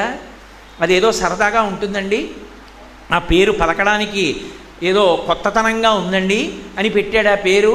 అందుకు పెట్టలేదు. ఎందుకు పెట్టాడంటే ఆయన బ్రహ్మర్షి. ఆయన దాన్ని మహదవకాశంగా తీసుకున్నాడు. నేను ఇప్పుడు ఈ పిల్లవాడికి ఏ పేరు ఉంచుతానో, ఈయన కథ చదువుకున్నా, ఈయన గురించి తెలుసుకున్నా, ఈయన పేరు పలకడం మీద లోకానికి అంతటికీ కూడా అనురక్తి ఏర్పడుతుంది. ఎటువంటి నామాన్ని తీసుకొచ్చి పెట్టాడు అంటే అదేం సామాన్యమైన విషయం పెట్టలేదు ఆయన. అష్టాక్షరీ మహామంత్రానికి ప్రాణప్రదమై జీవమైనటువంటి అక్షరము రా. ఎందుకనంటే అష్టాక్షరీ మహామంత్రంలోంచి రా అన్న అక్షరాన్ని తీసేశారనుకోండి, నా ఆయనాయ నువ్వు ఎవ్వరికీ కూడా ఆధారభూతుడవు కావు, వ్యతిరేకమైన అర్థం వస్తుంది. రా ఉందనుకోండి, మంత్రానికి అంతటికీ కూడా సక్రమమైన అర్థం వస్తుంది. రా అగ్నిబీజం.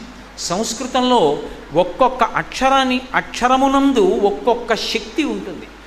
ఆ అక్షరాన్ని మీరు నాలుక మీద పలుకుతున్నారనుకోండి, అది విస్ఫోటనమవుతుంది, పగులుతుంది. అది మీరు చూడండి, కొన్ని మాత్రలు ఉంటాయి, వాటిని నాలుక మీద పెట్టుకుంటే వెంటనే మంచినీళ్ళు అక్కర్లేదు, కరిగిపోయి లోపలికి వెళ్ళిపోతాయి. ఒక్కొక్క మాత్ర ఉందనుకోండి, కొంచెం పెద్దది ఉంటుంది, నీటి సహాయం తీసుకుని నీటితో గుటక వేసి లోపలికి పుచ్చుకోవలసి ఉంటుంది. ఇప్పుడు మీరు ఏ మాత్ర పుచ్చుకున్నారో ఆ మాత్ర లోపలికి వెళ్ళి అలా ఉండిపోతుందా? ఉండదు, అది కరిగిపోతుంది. అది కరిగిపోవడమే విస్ఫోటనం అంటారు. కరిగిపోయి అందులో ఉన్నటువంటి రసాయనములన్నీ రక్తంలో కలుస్తాయి. ఇప్పుడు ఆ రసాయనం ఏం చేస్తుంది? ఏ వ్యాధి కలగడానికి తగిన సూక్ష్మాంగ జీవులు రక్తంలోకి వెళ్ళాయో వాటనన్నిటినీ కూడా ఈ రసాయనం చంపేస్తుంది. వ్యాధి నుండి బయటపడ్డా లేదా? మాత్ర వేసుకున్నది నువ్వు, కానీ మాత్ర లోపలికి వెళ్ళి ఎంత విస్ఫోటనం చేస్తోందో నీకు తెలుసా? తెలియక్కర్లేదు, దాని ఫలితం అది చూపిస్తుంది. అలాగే అక్షరముల యందు కూడా విస్ఫోటన శక్తి ఉంటుంది. అందుకే శబ్దము శక్తి స్వరూపము. శబ్ద బ్రహ్మమయీ చరాచరమయీ జ్యోతిర్మయీ వాంగ్మయీ అని పిలుస్తారు. శబ్దమును నేను సరిగా పలకలేదనుకోండి, అది మీ యందు ఉద్వేగమునకు కారణమవుతుంది. నేను సరిగా ఉచ్చరించాననుకోండి, అది మీ సంతోషానికి కారణం అవుతుంది. నాకు సభాముఖంగా అలా చెప్పడం ఇష్టం లేదు, కానీ నేను మీతో అర్థం అవ్వడం కోసం మాత్రమే ఈ మాట అంటున్నాను. నేను ఎవరి దగ్గరికో వెళ్ళి మీ అమ్మగారు ఉన్నారా అండి అని అడిగాను అనుకోండి, లేదా మీ నాన్నగారు ఉన్నారా అండి అని అడిగాను అనుకోండి, ఎంతో సంతోషంగా మా నాన్నగారు ఇంట్లో ఉన్నారు లేరు చెప్తారు. మీ అమ్మగారి మొగుడు ఉన్నాడా అండి అని నేను అడిగాను అనుకోండి, ఇప్పుడు మీ నాన్నగారు ఉన్నారా అండి అనే నేను అడిగాను, అందులో తప్పేం లేదు. కానీ మీ అమ్మగారి మొగుడు ఉన్నారా అండి అని నేను అడిగాను అనుకోండి, బుద్ధి ఉందా నీకు, మాట్లాడటం వచ్చా అని అడుగుతారు. శబ్దమునకు అవతల వారి యందు ఉద్వేగమును కానీ శాంతిని కానీ నింపగలిగిన శక్తి ఉంటుంది. అది విస్ఫోటనం అంటారు. అది ఒక్కొక్క అక్షరం విస్ఫోటన శక్తితో ఉంటుంది. మంత్రములకు ఉండేటటువంటి గొప్పతనం అక్కడ ఉంటుంది. బీజాక్షరములు అంటారు.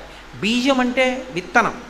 విత్తనాన్ని నేను మీకు ఉదాహరణ చెప్పాలంటే, ఓ చిక్కుడు గింజ తీసుకెళ్ళి నేను మట్టిలో పెట్టి నీళ్లు పోసాను అనుకోండి, ఆ చిక్కుడు గింజ బద్దలవుతుంది, రెండు కింద చీలుతుంది, మధ్యలోంచి అంకురం బయటికి వస్తుంది. అది విస్ఫోటనమై పగిలితే తప్ప అంకురం పైకి రాదు. అలాగే స్వరంతో బీజాక్షరాలు మంత్రంలో అవి పలుకుతున్నారనుకోండి, అవి లోపల విస్ఫోటనమవుతాయి. విస్ఫోటనమై ఒక్కొక్క మంత్రాన్ని చదువుతున్నప్పుడు, జపం చేస్తున్నప్పుడు ఒక్కొక్క రకమైన శక్తి లోపల ఆవిర్భవిస్తుంది. గాయత్రీ మహామంత్రాన్ని చాలా బాగా జపం చేశాడనుకోండి, బుద్ధి పరమేశ్వరుడి వైపుకి తిరిగిపోతుంది, అంకితమైపోతుంది బుద్ధి.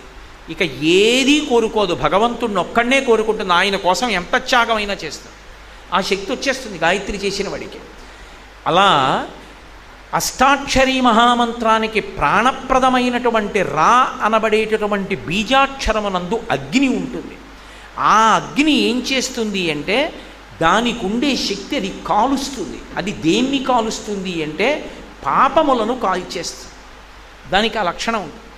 పాపరాశిని కాల్చగలిగినటువంటి శక్తి రా అనబడేటటువంటి అగ్ని బీజమునకు ఉంది. మా అమృత బీజం. అమృత బీజమైన కారణం చేత మళ్ళీ పాపములు చెయ్యాలనేటటువంటి ఆలోచన లోపలికి రాకుండా, ఇంద్రియముల లోపలికి విషయ సంబంధమైనటువంటి ఆలోచనలు రాకుండా పవిత్రమైన ఆలోచనలే కలిగేటట్టుగా, అటువంటి వాటినే చూడాలనేటటువంటి ఉద్దేశం అమృత బీజం కల్పిస్తుంది. అందుచేతనే రామ అని ఉంచారు. రా అంటే నోరు తెరుచుకోవాలి. రా అన్నప్పుడు నోరు తెరుచుకోవాలి, మా అన్నప్పుడు మూసుకోవాలి పెదవులు. రా అంటే తెరుచుకున్నప్పుడు పాపములు కాలిపోయి బయటికి వెళ్ళిపోతాయి. మా అన్నప్పుడు అమృత బీజం కాబట్టి కవాటం మూసుకుపోతుంది. మూసుకుపోయి మళ్ళీ పాపములు లోపలికి వెళ్లకుండా కాపాడుతుంది. కాబట్టి రామ దేని కొరకు ఇచ్చారు వశిష్ఠ మహర్షి? పాపరాశి ధ్వంసం చేసుకుని కలియుగం వస్తోంది కాబట్టి, ద్వాపర యుగంలో ఇంకొక పాదం పోతోంది కాబట్టి ధర్మానికి, తరువాత వచ్చే కలియుగం ఇంకా ప్రమాదం కాబట్టి భగవన్నామాన్ని పట్టుకుని అందరూ తరించడానికి వీలుగా శ్రీరామనామాన్ని పెద్ద కొడుకు అయినటువంటి రామచంద్రమూర్తికి ఉంచారు. ఇప్పుడు ఏ పని చేస్తున్నా రామ రామ రామ రామ రామ రామ రామ అండం అలవాటైందనుకోండి, అలా అలవాటైనటువంటి ఆ ఒక్క అలవాటు చాలు, వాడు తరించిపోతాడు. వాడు ప్రాణోత్క్రమణ సమయాన్ని పొందుతుంటే నిశ్చయాత్మకంగా, అందులో మీకేమీ అనుమానం అక్కర్లేదు, ఎన్నో సంఘటనలు ఉన్నాయి అటువంటివి, ఖచ్చితంగా రామచంద్ర ప్రభువు వచ్చి దర్శనం చేసి వాడిని తీసుకెడతాడు, దర్శనమిచ్చి తీసుకెడతాడు. రామనామము అంత గొప్పది, శివనామము అంత గొప్పది.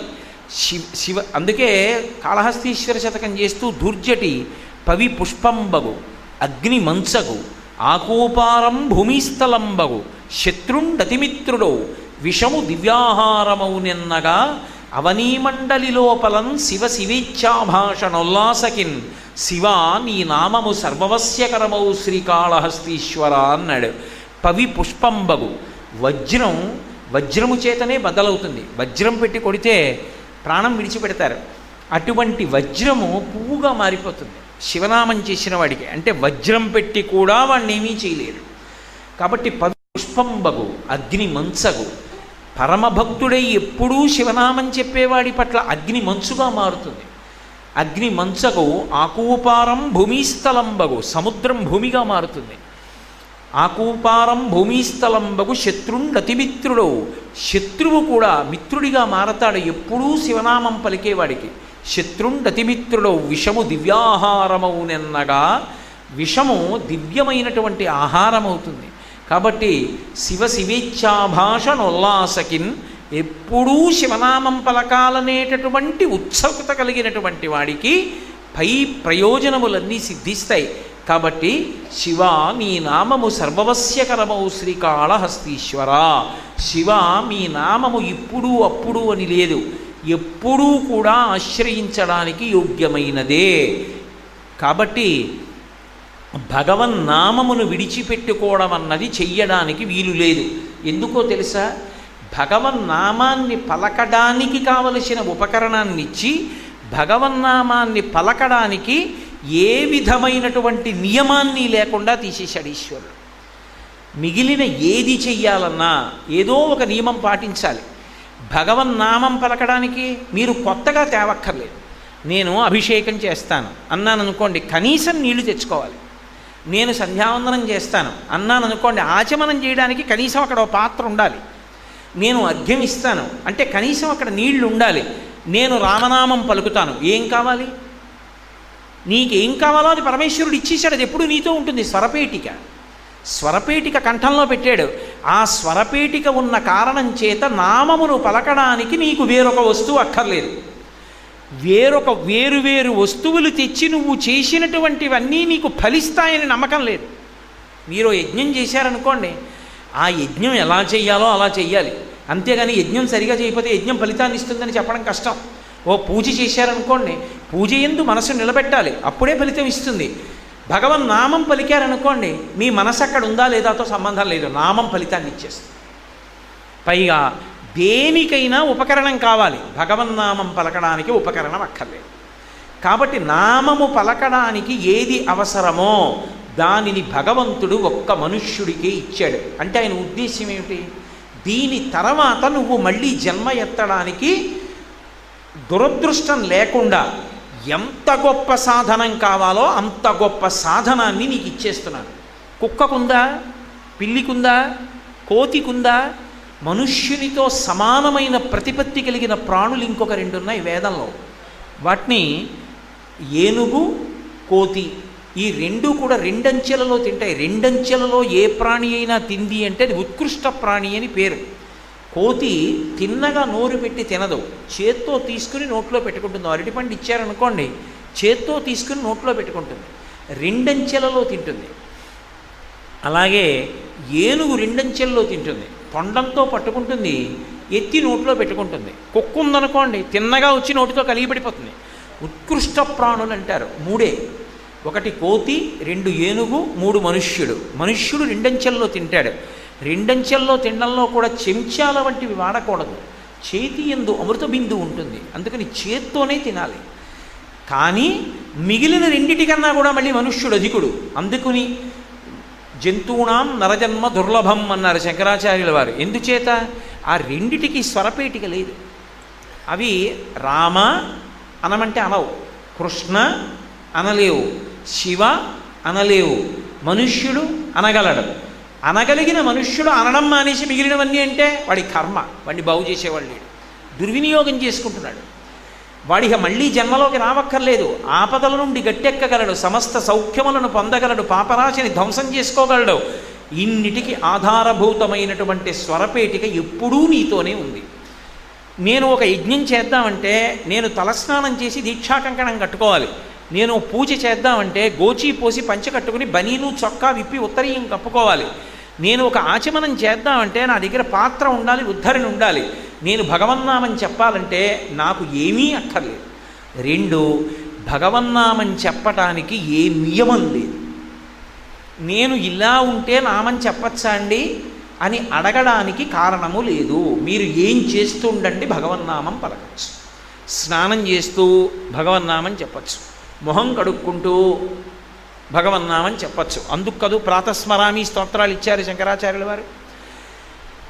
నేను కొన్ని చెప్తున్నాను, అన్నీ నేను నోటితో చెప్పక్కర్లేదు. మీరు ఎలా ఉన్నారు, ఏ అవస్థలో ఉన్నారు దీనితో సంబంధం లేదు. మీరు పడుకుని నిద్రపోతున్నారు మంచం మీద ఉండగా ఏమీ చేయకూడదు. మంచం మీద ఉండగా ఏది చేయడానికి యోగ్యత ఉండదు. ఎంత యోగ్యత ఉండదంటే మంచం మీద పడుకుంటే శరీరాన్ని వదిలిపెట్టకూడదు. శరీరం వదిలిపెట్టడం నా చేతిలో ఎక్కడ ఉంటుందండి, నేను ఎక్కడ పడుకుంటానండి కింద అంటారు. కాదు, అందుకే ఒక వయస్సు దాటిపోయిన తర్వాత ఇక భూషీనం మొదలు పెడతారు. ఎందుకు భూషీనం మొదలు పెడతారంటే ఇక శరీరం వెళ్ళిపోయే పరిస్థితి దగ్గరికి వస్తోంది, దేహం అయిపోయింది.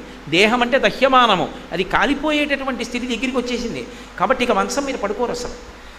గృహస్థాశ్రమంలోకి వెళ్ళగానే పెళ్ళవగానే భార్యతో కలిసి శయ్య మీద పడుకున్నవాడు ఒక స్థితి వచ్చిన తర్వాత ఇక శయ్య మీద పడుకోడు, ఇక భూషయనం చేస్తారు. ఏమో ఎప్పుడు విడిచిపెట్టవలసి ఉంటుందో శరీరాన్ని ఎవరికి తెలుసు. కాబట్టి భూమి మీద వదిలిపెట్టేయడం కోసమని మంచం మీద పడుకోరు. ఒకవేళ మంచం మీద పడుకుని ప్రాణం పోతుంది అనుకోండి, మిగిలిన వాళ్ళు ఊరుకోరు, కింద పెట్టేస్తారు. ఎందుకంటే మంచం మీద వదిలేయకూడదు శరీరాన్ని.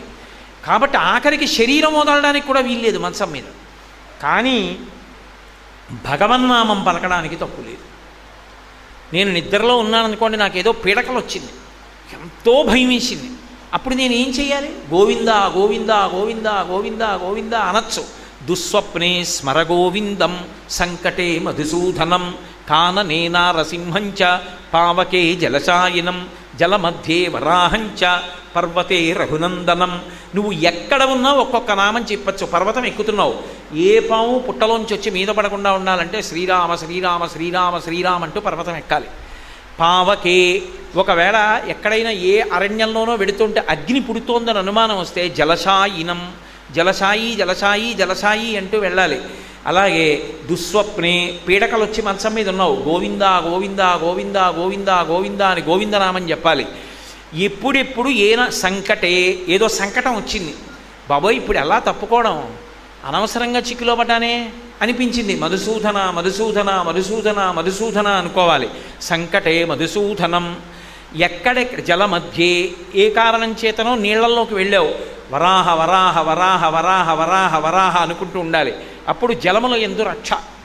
కాబట్టి ఎక్కడైనా సరే భగవన్నామం చెప్పచ్చు. స్నానం చేసి ఉన్నావా, లేకపోతే నువ్వు ఏదో శరీర శోధన చేసి ఉన్నావా అంటే ఏ మూత్ర విసర్జనో చేసి వచ్చాడు, భగవన్నామం చెప్పకూడదా? చెప్పచ్చు. ఆఖరికి స్త్రీ రజస్వలా దోషంతో ఉంది, భగవన్నామం చెప్పచ్చా? చక్కగా చెప్పచ్చు, ఏమీ తప్పు లేదు.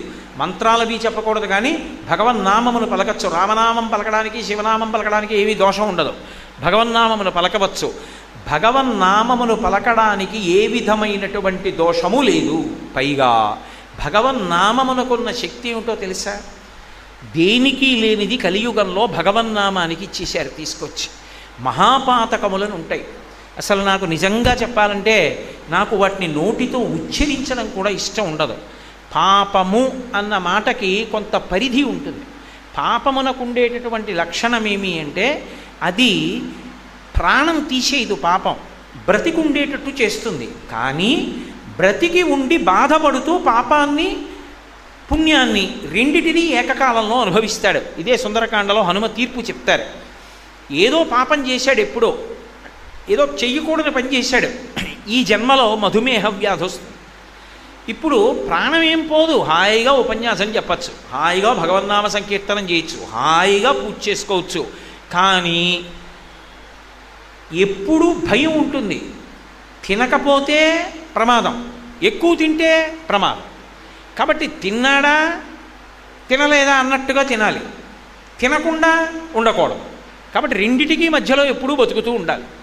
కాబట్టి మధుమేహము గతంలో చేసుకున్న పాపాన్ని పోగొడుతూ ఉంటుంది. చేసుకున్న పాపం ఉంది లేదని అనకు, ఉంది కాబట్టే ఇప్పుడు మధుమేహం వచ్చింది నీకు. పుణ్యం కూడా ఉంది, గతంలో చేసిన పుణ్యం. ఆ పుణ్యానికి ఫలితం నువ్వు ఎక్కడ ఉన్నా అందరూ రెండు చేతులు ఎత్తి నమస్కారం చేస్తారు. ఇప్పుడు కీర్తి ఉంది, బాధ ఉంది, అవి ఏం చెయ్యవు. పాతకం అనొకటి ఉంటుంది, అవి పంచమహాపాతకములన ఇది ఉంటాయి. అవి ఒక జన్మతో విడిచిపెట్టవు, అవి వాణ్ణొక్కడిని వదిలిపెట్టవు. వాడితో కూడి ఉన్నవాడిని కూడా కాల్చేస్తాయి. జన్మలు కొన్ని వేల జన్మల వరకు వెంటపడి బాధిస్తూ ఉంటాయి. పరమ భయంకరములన్నమాట పంచమహాపాతకములంటే. అసలు వాటి గురించి చెప్పడానికి కూడా ఇష్టం ఉండదు, కానీ ఒక ఉపన్యాసం చెప్పేటప్పుడు తప్పదు కాబట్టి నేను వాటిని ప్రస్తావిస్తున్నాను. అందులో అన్నిటికన్నా ప్రమాదకరమైన పాపం ఏది అంటే బ్రహ్మహత్య, బ్రాహ్మణుణ్ణి చంపేయడం. బ్రహ్మహత్యాపాతకం అంటారు, అందుకని అది పాతకం. బ్రాహ్మణుణ్ణి చంపకూడదు. రావణాసురుణ్ణి రామచంద్ర ప్రభువు చంపవలసి వచ్చింది. ఆయనకి నిజంగా పాపం అంటుకుంటుందా? పరమధర్మాత్ముడు, కానీ ఆయన 3 చోట్ల శివలింగ ప్రతిష్ఠ చేశాడు. ఎందుకు చేశాడో తెలుసా? ఒక్క రావణహత్య కాదు జరిగింది. రావణహత్యలో వీరహత్య అని ఒకటి, ఛాయాహత్య అని ఒకటి, దానితో పాటుగా కీర్తిహత్య అని ఒకటి, 3 హత్యలు జరుగుతాయి. ఒకటి బ్రహ్మహత్య. బ్రహ్మహత్య అంటే విశ్రవసో బ్రహ్మ యొక్క కుమారుడు కాబట్టి బ్రాహ్మణుడు చనిపోయాడు, దోషం వచ్చింది. వీరహత్య అంతకుముందు ఆయన ఒక్క కార్తవీర్యార్జునుడి చేతిలో ఓడిపోయాడు, వాలి చేతిలో ఓడిపోయాడు. వీళ్ళిద్దరి చేతిలో తప్ప రావణుడు ఎవరి చేతిలో ఓడిపోలా. అలాంటి వాడిని చంపేశాడు. కాబట్టి రావణుడు రాముడి చేతిలో చచ్చిపోయాడు. చచ్చిపోయాడు అనేటప్పటికీ ఆయన వీరరసం అంతా చచ్చిపోయింది. ఇంతటి మహాయోధుడు చచ్చిపోయాడు. కాబట్టి ఇప్పుడు వీరహత్య జరిగింది. మూడవది ఉంటుంది ఛాయాహత్య అంటారు. ఛాయాహత్య అంటే కీర్తి. రావణుని యందు ఒక గొప్ప కళాకారుడు ఉన్నాడు. ఏమిటి ఆ కళాకారుడు అంటే ఆయన శివుడికి పూజ చేసి వీణావాద్యం చేస్తాడు. ఆ వీణావాద్యం చేస్తే పక్షులు కూడా ఆగిపోవాలి, అంత గొప్పగా వీణ వాయిస్తాడు. అంత గొప్ప వైణికుణ్ణి చంపేశాడు, ఒక కళాకారుణ్ణి చంపేశాడు. ఇప్పుడు ఒకణ్ణి చంపిన ముగ్గురు చచ్చిపోయారు. అందులో బ్రహ్మహత్య, వీరహత్య, ఛాయాహత్య అంటారు. ముగ్గురిని చంపడం జరిగింది. కాబట్టి ఇప్పుడు ఈ 3 పాతకములు పోవడానికి 3 చోట్ల శివలింగ ప్రతిష్ఠ చేశాడు. రామేశ్వరంలో ఒక శివలింగాన్ని పెట్టాడు, వైదీశ్వరంలో ఒక శివలింగాన్ని పెట్టాడు, అలాగే మూడవది వేరొక చోట ఇంకొక శివలింగాన్ని ప్రతిష్ఠ చేశాడు. 3 శివలింగాల్ని ప్రతిష్ఠ చేసినటువంటి కారణం చేత 3 రకములైన హత్యలు ఒక్కడిని చేస్తే పోయి. రాముడు కాబట్టి చెయ్యగలిగాడు, అందరు ఎలా చేస్తారు? కాబట్టి బ్రహ్మహత్య మహాపాతకం. రెండవది చౌర్యము, అది విశేషించి బంగారాన్ని దొంగిలించడం. అంటే మిగిలినవి దొంగిలించచ్చన్న ఉద్దేశం కాదు. బంగారం జోలికి ఎప్పుడూ వెళ్ళకూడదు, దొరికినా ముట్టుకోకూడదు. అందుకే దానం చేసినప్పుడు బంగారం ఎంత గొప్పదో, దొంగిలించినప్పుడు బంగారం అంత భయంకరమైంది. దానం చేశారనుకోండి, పరమయోగ్యుడైనటువంటి వ్యక్తి దొరికి దానం చేస్తే ఎవడు బంగారం దానం చేశాడో వాడి జీవుడి ఖాతాలో అంత పుణ్యం వచ్చి పడిపోతుంది. అందుకే పెద్దలు మాట చెప్తారు, మహాత్ములు దొరికినప్పుడు, మహాకార్యము దొరికినప్పుడు ఆలోచించకుండా బంగారం ఇచ్చేయమంటారు. ఒకప్పుడు చంద్రశేఖరేంద్ర సరస్వతి మహాస్వామి వారు కామాక్షి పరదేవత యొక్క దేవాలయం పైన ఉన్నటువంటి కలశాలన్నీ కూడా బంగారు తాపడం చేయాలనుకున్నారు. హడిలిపోయాడు శ్రీకార్యం. దేవాలయానికి కుంభాభిషేకం చేయడానికే డబ్బు లేదు, ఇప్పుడు కలశలకు ఎక్కడి నుంచి వస్తుందన్నారు. మహాస్వామి వారు బయటికి వచ్చి సత్యదండం పట్టుకుని నిలబడి ఇలా చూశారు. ఎందరో ఆడవాళ్ళు నిలబడి ఉన్నారు. ఆయన అన్నారు, అమ్మా కామాక్షి పరదేవత దేవాలయంకి ఉన్న కలశలకి బంగారు తాపడం చేస్తాను, నీ మెడలో ఉన్న సవరలు ఇవ్వగలవా అని అడిగారు. ఆవిడికి తెలుసు బంగారం ఇవ్వడం అంటే ఏమిటో. అది దొరికే అదృష్టం కాదు. భగవత్ కార్యమునందు ఉత్తముడైనటువంటి బ్రాహ్మణునికి దానం చేసేటప్పుడు స్వర్ణదానం అంత గొప్పది. వెంటనే ఆవిడ తీసి బంగారం పెట్టింది. ఎంత గొప్పదైతే ఆయన అలా అడుగుతారు? ఆయన జన్మలో ఎప్పుడు అడగరు. ఆయన వెంటనే అక్కడ ఉన్న ఆడవాళ్ళు, మగవాళ్ళు గాజులు అవి అన్నీ తీసి ఇచ్చేశారు. అందుకే ఎప్పుడైనా పూర్ణాహుతి జరుగుతోందనుకోండి, పెద్దలైన వారు ఏం చేస్తారో తెలుసా? అప్పటికప్పుడు బంగారం దగ్గర లేకపోతే భార్యని ఓ గాజు తీసి ఇచ్చేయమని అందులో వేసేస్తుంటారు. అలా ఎందుకు వేసేస్తారంటే సువర్ణం దానంలో అంత గొప్పది, సువర్ణం దొంగతనంలో అంత ప్రమాదకరమైంది. సువర్ణం దొంగతనం చేశాడనుకోండి, కట్టి కుడిపేస్తుంది కొన్ని జన్మల పాటు. బంగారు దొంగతనం అంత ప్రమాదం. కాబట్టి బంగారమును దొంగిలించుట మహాపాతకం కిందకు వస్తుంది. పాపం కాదు, మహాపాతకం. అలాగే గురువుగారు తన ధర్మపత్నితో కలిసి ఏ మంచం మీద నిద్రపోతూ ఉంటారో ఆ మంచం మీద గురుపత్ని పడుకుని ఉండగా గురువుగారు లేనప్పుడు ఆ మంచం మీద గురుపత్నితో కలిసి పడుకోవడం, అంతకన్నా ఒక్క అక్షరం కూడా ఇక నేను ఎక్కువ మాట్లాడను. గురుపత్నితో కలిసి మంచం మీద పడుకోవడం. నాలుగవది మధుపానం చేయడం, కళ్ళు, సారా ఇలాంటివి తాగడం. ఇవి తాగడం పరమప్రమాద హేతు. అది పాతకమవుతుంది. అది ఈ జన్మతో విడిచిపెట్టదు. అది జన్మజన్మల పాటు బాధ చేస్తుంది. కాబట్టి మధుపానము అంటే కళ్ళు, సారా ఇటువంటి మత్తు పదార్థములన్నింటినీ సేవించడం.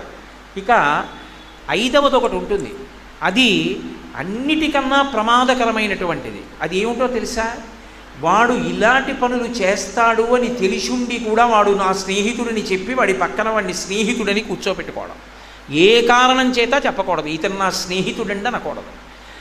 ఆయన ఎవరండి అని అడిగారు అనుకోండి, ఆయన పేరు చెప్పాలి. ఆయనండి ఫలానా, నాతో కలిసి పని చేస్తూ ఉంటారు, లేదా అప్పుడప్పుడు మా ఇంటికి వస్తూ ఉంటారు, లేదా ఎదురింట్లో ఉంటారు అందుకు పరిచయం, లేదా ఆ వీధిలో ఉంటారు అందుకు పరిచయం, నా స్నేహితుడు అని చెప్పారనుకోండి, ఆయన చేసిన పాతకాల్లో ఇంకో వంతు మీకేస్తారు. అది పంచమహాపాతకాలు అంటారు. అందుకే ఈ నాలుగిటిలో ఏదైనా చేసిన వాడని మీకు తెలుసు అనుకోండి, వాడు నా స్నేహితుడు అన్నమాట ఇక మీరు మాట్లాడకూడదు. వాడు స్నేహితుడు, నా సుహృత్ అని ఎప్పుడూ అనకూడదు. ఇక అంటే 5వ పాతం, అప్పుడు ఆ పాతకాల్లో ఒక వంతు పాతకం వీడికి వచ్చి పడిపోతుంది. అలాంటి వాళ్ళందరితో స్నేహం చేసి ఈయన నా స్నేహితుడండి, ఈయన నా స్నేహితుడండి అన్నాడు అనుకోండి, అన్నిటి పాపంలో ఫలితం వచ్చి వీడి ఖాతాలో పడి వీడి ఎందుకో పనికి రాకుండా అయిపోతాడు కొన్ని వేల జన్మలు. అందుకే పంచమహాపాతకాలు అంటారు. తెలిసి కానీ తెలియక కానీ ఈ జన్మలో చేసి ఉండకపోవచ్చు, కానీ అవి వెంట తరుగుతాయి. ఎప్పుడో చేశాడు, ఎప్పుడో చేసినటువంటి పాతకం వెంటపడి కాలుస్తూ ఉంటే దాన్ని పోగొట్టగలిగినది ఏది అంటే నిరంతర భగవన్నామ స్మరణము. ఎవడు ఎప్పుడూ భగవన్నామాన్ని పలుకుతూ ఉంటాడో, భగవన్నామం అంటే మళ్ళీ నా ఉద్దేశం నిన్న మొన్న వచ్చిన దేవుళ్ళు కాదు, ఈ మధ్య వచ్చిన కొంతమంది దేవుళ్ళు ఉన్నారు, వాళ్ళ నామాలు పలకమని నేను చెప్పట్లేదు. వైదికమైనటువంటి దేవతలు, వేదప్రోక్తమైన భగవత్ స్వరూపాలు, అటువంటి స్వరూపాలు ఏమున్నాయో ఆ నామములు, ఓ రామనామం, ఓ శివనామం, ఒక అంబికానామం, లలితానామం, కృష్ణనామం, అటువంటివి ఆ నామములు పలికితే బ్రహ్మహత్యానేక పాతములకన్నిటికీ విరుగుడు ఒక్క భగవన్నామమే. అలాగే రెండవది భయంకరమైనటువంటి పాపమైన బంగారమును దొంగిలించుట. తపనీయ చౌర్య తమసంబునకు సూర్య కిరణముల్ హరినామ కీర్తనములు. అంటే దొంగతనం చేయడం అనేటటువంటి చీకటి, దోషము అంటే సంస్కృతంలో చీకటి అని అర్థం ఉంది, దోషము అంటే పాపము అని అర్థం ఉంది. 2 అర్థాలు ఉన్నాయి సంస్కృతంలో. కాబట్టి తపనీయ చౌర్య తమసంబునకు సూర్య కిరణముల్ హరినామ కీర్తనములు. భగవన్నామ సంకీర్తన చేసిన వాడు ఎవరుంటాడో అటువంటి వాడికి దొంగతనం చేసిన, బంగారం దొంగతనం చేసినటువంటి పాతకం కూడా నశిస్తుంది. అలాగే బ్రహ్మహత్యానేక పాపాటములకగ్ని కీలలు హరినామ కీర్తనములు. బ్రహ్మహత్య అనబడేటటువంటి పాతకం ఉందే, అటువంటి అగ్ని, అటువంటి అరణ్యానికి అగ్ని కీల కాల్చేస్తుంది దావానలంలా. అంటే బ్రహ్మహత్యానేక పాపాటములకగ్ని కీలలు హరినామ కీర్తనములు. తపనీయ చౌర్య తమసంబునకు సూర్య కిరణముల్ హరినామ కీర్తనములు. గురుతల్ప కల్మష దురితనాగ సమితికి కేసరుల్ హరినామ కీర్తనములు. గురువుగారు పడుకున్నటువంటి మంచం మీద ఆయన భార్య పడుకునుండగా పడుకోవడం అనేటటువంటి భయంకరమైనటువంటి మహాపాతకం అనబడేటటువంటి ఏనుగుల గుంపులకి సింహం లాంటిది భగవన్నామము యొక్క సంకీర్తనము. అలాగే మధుపాన కిల్బిష మదనాగ సమితికి కేసరుల్ హరినామ కీర్తనములు. గురుతల్ప కల్మష క్రూరసర్పములకు గేకులు హరినామ కీర్తనములు. ఆ చేసినటువంటి దోషము ఏదైతే ఉందో, అంటే మత్తు పానీయాలు, కళ్ళు, సారా మొదలైనటువంటివి తాగడం అనేటటువంటి భయంకరమైన పాతకమనబడేటటువంటి సర్పం ఏదుందో దానికి ముంగిస వంటిది భగవన్నామము యొక్క సంకీర్తనము. ఈ నామ సంకీర్తన చేత ఎప్పుడో చేసినటువంటి పాతకం కూడా నశిస్తుంది. అంత గొప్పది భగవన్నామ సంకీర్తనం. మహిత యోగోగ్ర నిత్య సమాధి విధుల అరలు బ్రహ్మాది సురలకు అందరాని భూరి నిర్వాణ సామ్రాజ్య భోగ భాగ్య ఖేళనంబులు హరినామ కీర్తనములు. ఎప్పుడు 4 ముఖాలతో వేదం చదువుతూ సమాధిలో ఉండి తనలో తాను శ్రీమన్నారాయణుణ్ణి అనుభవించగలిగినటువంటి చతుర్ముఖ బ్రహ్మగారు పొందగలిగినటువంటి వైభవం కన్నా కూడా గొప్ప అదృష్టాన్ని ఇవ్వగలిగినటువంటిది భగవంతుని యొక్క నామ సంకీర్తనం.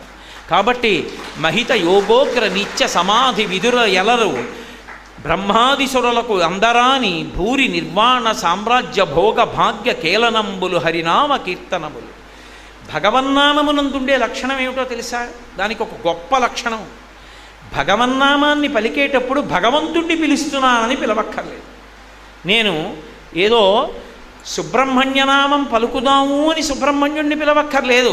నా మనవుడికి కార్తికేయ శర్మ అని పేరు పెట్టుకున్నాను అనుకోండి, ఒరే కార్తికేయ శర్మ, కార్తికేయ శర్మ, కార్తికేయ శర్మ అని 10 మాటలు వాడితో ఆడుకుంటూ పిలిచాననుకోండి, నేను కార్తికేయ శర్మ అని భగవన్నామాన్ని ఉచ్చరించానని నా ఖాతాలో వేస్తాను. అందుకే భగవన్నామము ఎంత గొప్పదని చెప్పారంటే, బిడ్డ పేరు పెట్టి పిలిచిననైనా, విశ్రామ కేళినైన, పద్య గద్య గీత భావార్థములనైన కమలనయను తలుప కలుషహరము. అది భగవంతుణ్ణే పిలవక్కర్లేదు. అందుకే పూర్వం పిల్లలకి పేరు పెట్టుకుంటే తప్పకుండా భగవన్నామాన్ని పెట్టుకునేవారు. ఎందుకు పెట్టుకునేవారు అంటే తెలిసో తెలియకో 10 మాటలు పిల్లాన్ని పిలుస్తుంటే భగవన్నామం పిలవడం అయిపోతుంది. పైగా భగవంతుని నామము మీద ప్రీతి అంకురించడానికి దానికి సంబంధించిన విషయం తెలియాలి. పిల్లవాడి మీద ప్రేమ అంకురించడానికి కొత్తగా సాధనక్కర్లేదు. వాడు నా మనవడు కాబట్టి నాకు ప్రీతి, నా కొడుకు కాబట్టి నాకు ప్రీతి.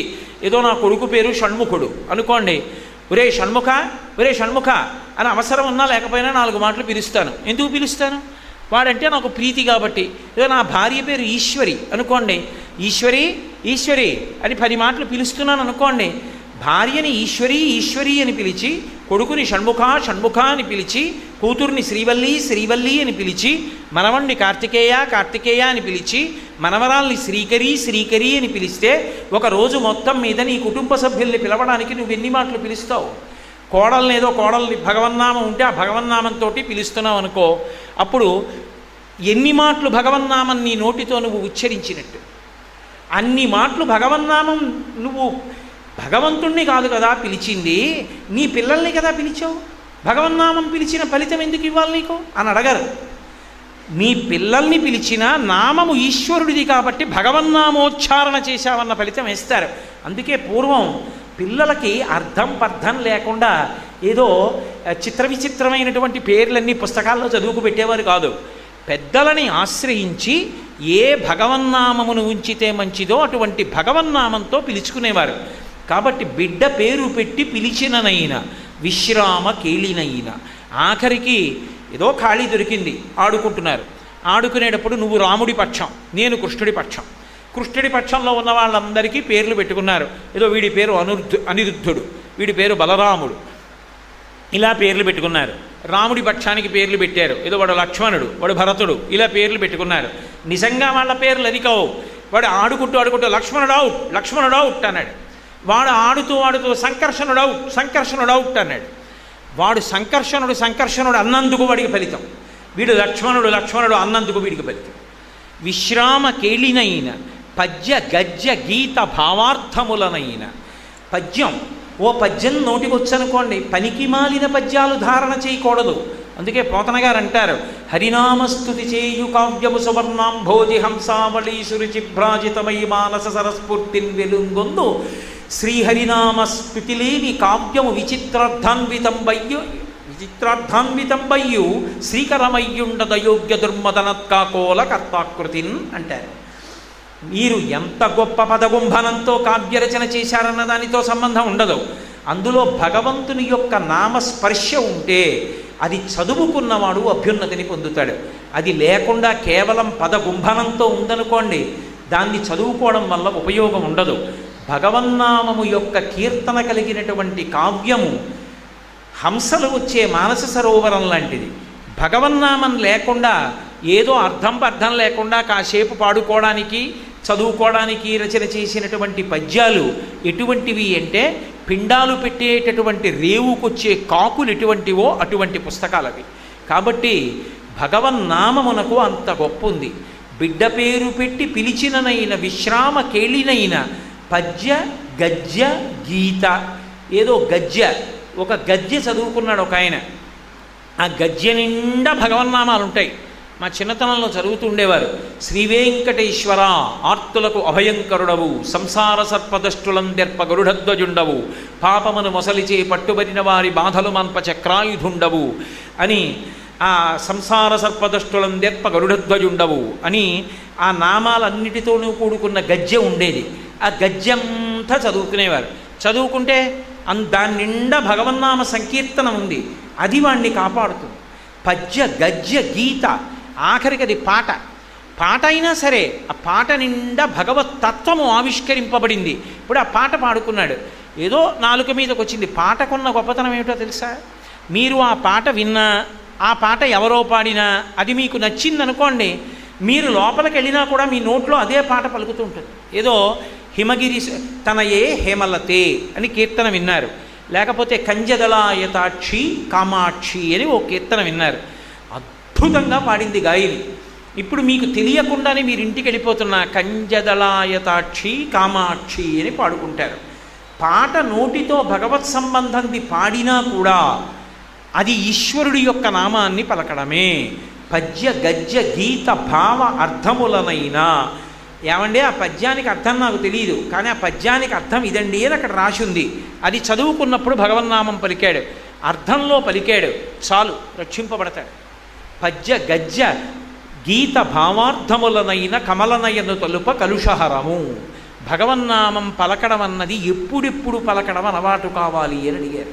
సావధానంగా కూర్చుని ఏమీ పని లేదు కాబట్టి చెప్తానండి అని శ్రీరామ శ్రీరామ శ్రీరామ కాదు, ఎప్పుడెప్పుడు భగవన్నామం పలకడం అయిపోవాలో తెలుసా? కూలిన చోట, కొట్టబడి కుందిన చోట, మహాజ్వరాదులం ప్రిలిన చోట, సర్పముఖ పీడలు పొందిన చోట, ఆర్తులై తూలిన చోట, విష్ణు భవదూరిని పేర్కొనిరేని ఆ కాలుని యతనావితతి కానరు పూనరు దుఃఖభావముల్. కూలిన చోట అలా వెళ్ళిపోతూ రాయి తనకు పడిపోయాడు. ఆ కూలిపోయిన చోట పడిపోయేటప్పుడు రామ అనో, శివ అనో, శంకరా అనో అనడం రావాలి, అలవాటైపోవాలి. కూలిన చోట, కొట్టబడి కుందిన చోట అలా వెళ్ళిపోతున్నాడు. గడప తలకి ధన్మం తగిలి పడిపోయాడు. పడిపోతూనే శంకరా అన్నం అలవాటైపోవాలి. కొట్టబడి కుందిన చోట, మహాజ్వరాదులం ప్రేలిన చోట, ఒంటి మీద తెలివి లేదు, ఏ 104 జ్వరంలోనో ఉన్నాడు. ఆ జ్వరంలో కూడా భగవన్నామని చెప్పేస్తున్నాడు అనుకోండి, నిద్రలో కూడా భగవన్నామని చెప్పేస్తున్నాడు అనుకోండి, వాడు తరించిపోతున్నాడని గుర్తు. మహాజ్వరాదులం ప్రేలిన చోట, సర్పముఖ పీడల పొందిన చోట అలా వెళ్ళిపోతున్నాడు. బొస్సుమని పాము వచ్చి పడగెప్పింది. అప్పుడు కూడా గభాలన నోటి వెంట శంకరా అనో, రామా అనో నోటి వెంట రావాలి. సర్పముఖ పీడలు పొందిన చోట, ఆర్తులై తూలిన చోట. గొప్ప ఆర్తి అంటే ఏదో అమ్మ బాబోయ్ ఇది జరుగుతుందా, ఇది జరుగుతుందా అని ఊగిపోతున్నాడు. ఆ ఊగిపోతున్నప్పుడు కూడా భగవన్నామం గుర్తు రావాలి. అలా గుర్తొస్తే ఆర్తులై తూలిన చోట విష్ణు భవదూరిని పేర్కొనిరేని భగవంతుడి యొక్క నామం పలకడం అలవాటైతే ఆ కాలుని యాతనావితతి కానరు. అసలు యమధర్మరాజు యొక్క దర్శనం అటువంటి వారికి ఉండదు. ఎందుకో తెలుసా? వాడికి గడప తగిలి పడిపోతే భగవన్నామం చెప్పడం అలవాటు, వాడు తూలి పడిపోతే భగవన్నామని చెప్తాడు, పాము కనపడితే భగవన్నామని చెప్తాడు. ఇన్ని చెప్పినవాడు ప్రాణం పోయే ముందు వాడికి ఊపిరి అందక, ఊపిరి లోపలికి వెళ్ళక, లేకపోతే లోపల ఊపిరి బయటికి వెళ్ళక, గుటక పడక, కళ్ళు కనపడక, చెవులు వినపడక, భటులు కనపడుతుంటే భయపడిపోయినటువంటి సందర్భంలో ఈ అలవాటు మీద భగవన్నామని చెప్పాడు అనుకోండి. ఇప్పుడు ఆఖరణ భగవన్నామని చెప్పేవాడు ఎక్కడికి వెళ్తాడు? భగవన్నామం పలకగానే ఇక యమదూతలు కనపడరు, వెళ్ళిపోతారు, భగవత్ పార్షదులు వస్తారు. అందుకే ఆ కాలుని యాతనావితతి కానరు, ఇక యమధర్మరాజు కనపడడు. పూనరు దుఃఖభావముల్, అటువంటి వారికి దుఃఖములుండవు. భగవన్నామ సంకీర్తనము అంత గొప్పది. అందుకే ప్రాణం పోయేటప్పుడు భగవన్నామం చెప్పగలిగితే అంతకన్నా అదృష్టవంతుడు లోకంలో లేడు.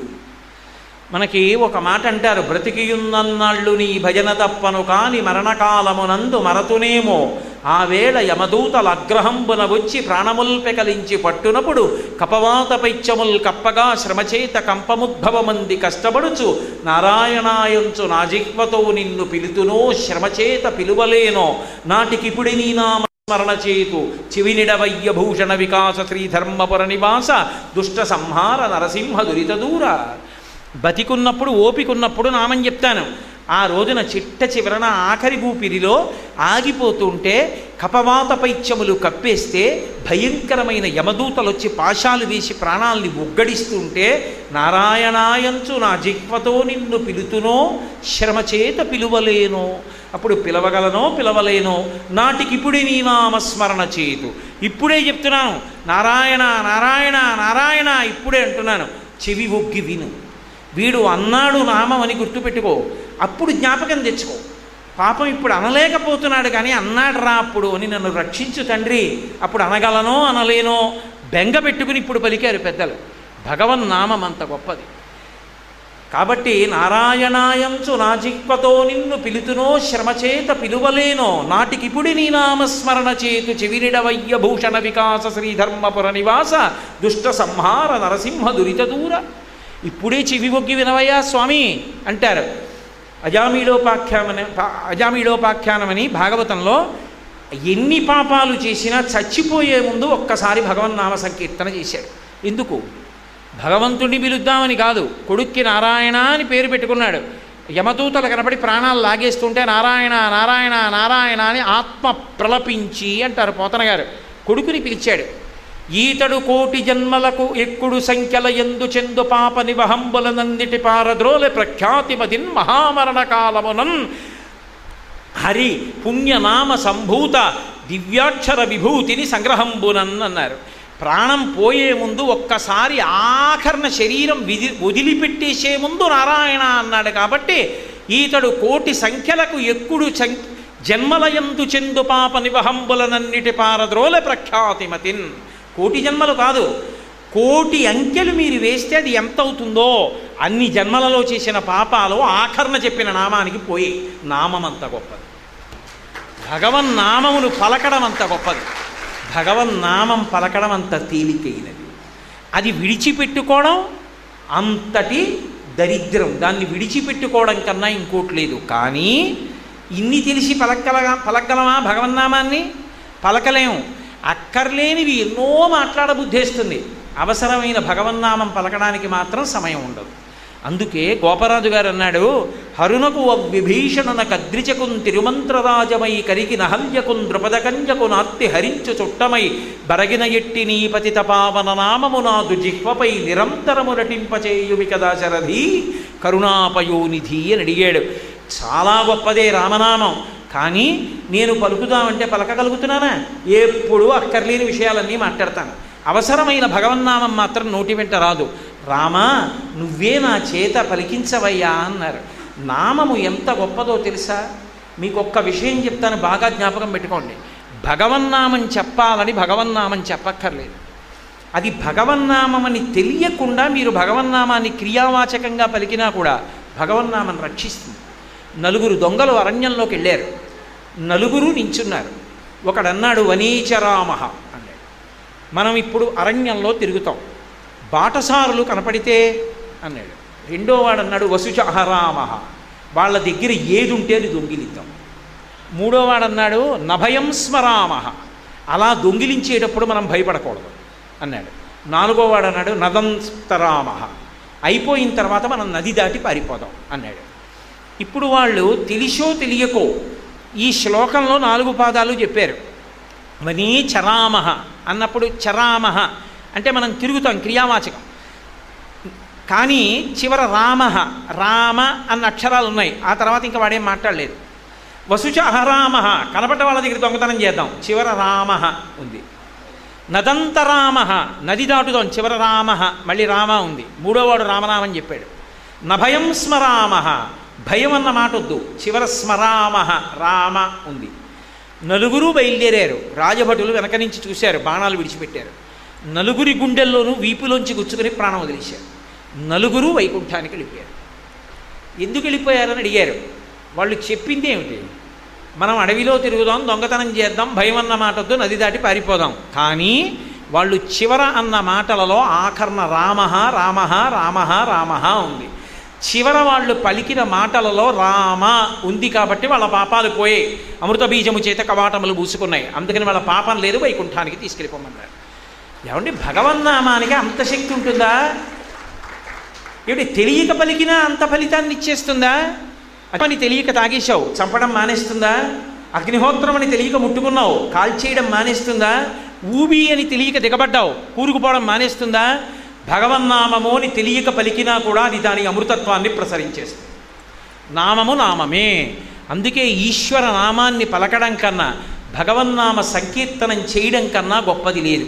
కానీ ఒక్క విషయంలో పొరపాటు పడవద్దు అని చెప్పారు. ఏమిటో తెలుసా? ఇప్పుడెందుకండి భగవన్నామం రిటైర్ అయిపోయిన తర్వాత పలుకుతాం, చచ్చిపోయే ముందు భగవన్నామం చెప్తే సరిపోతుంది కదా అజామీలుడిలాగా అంటావేమో. మితిలేని జగము దాల్చిన అతడొక్కడి మనములోన అనగెడువాడే.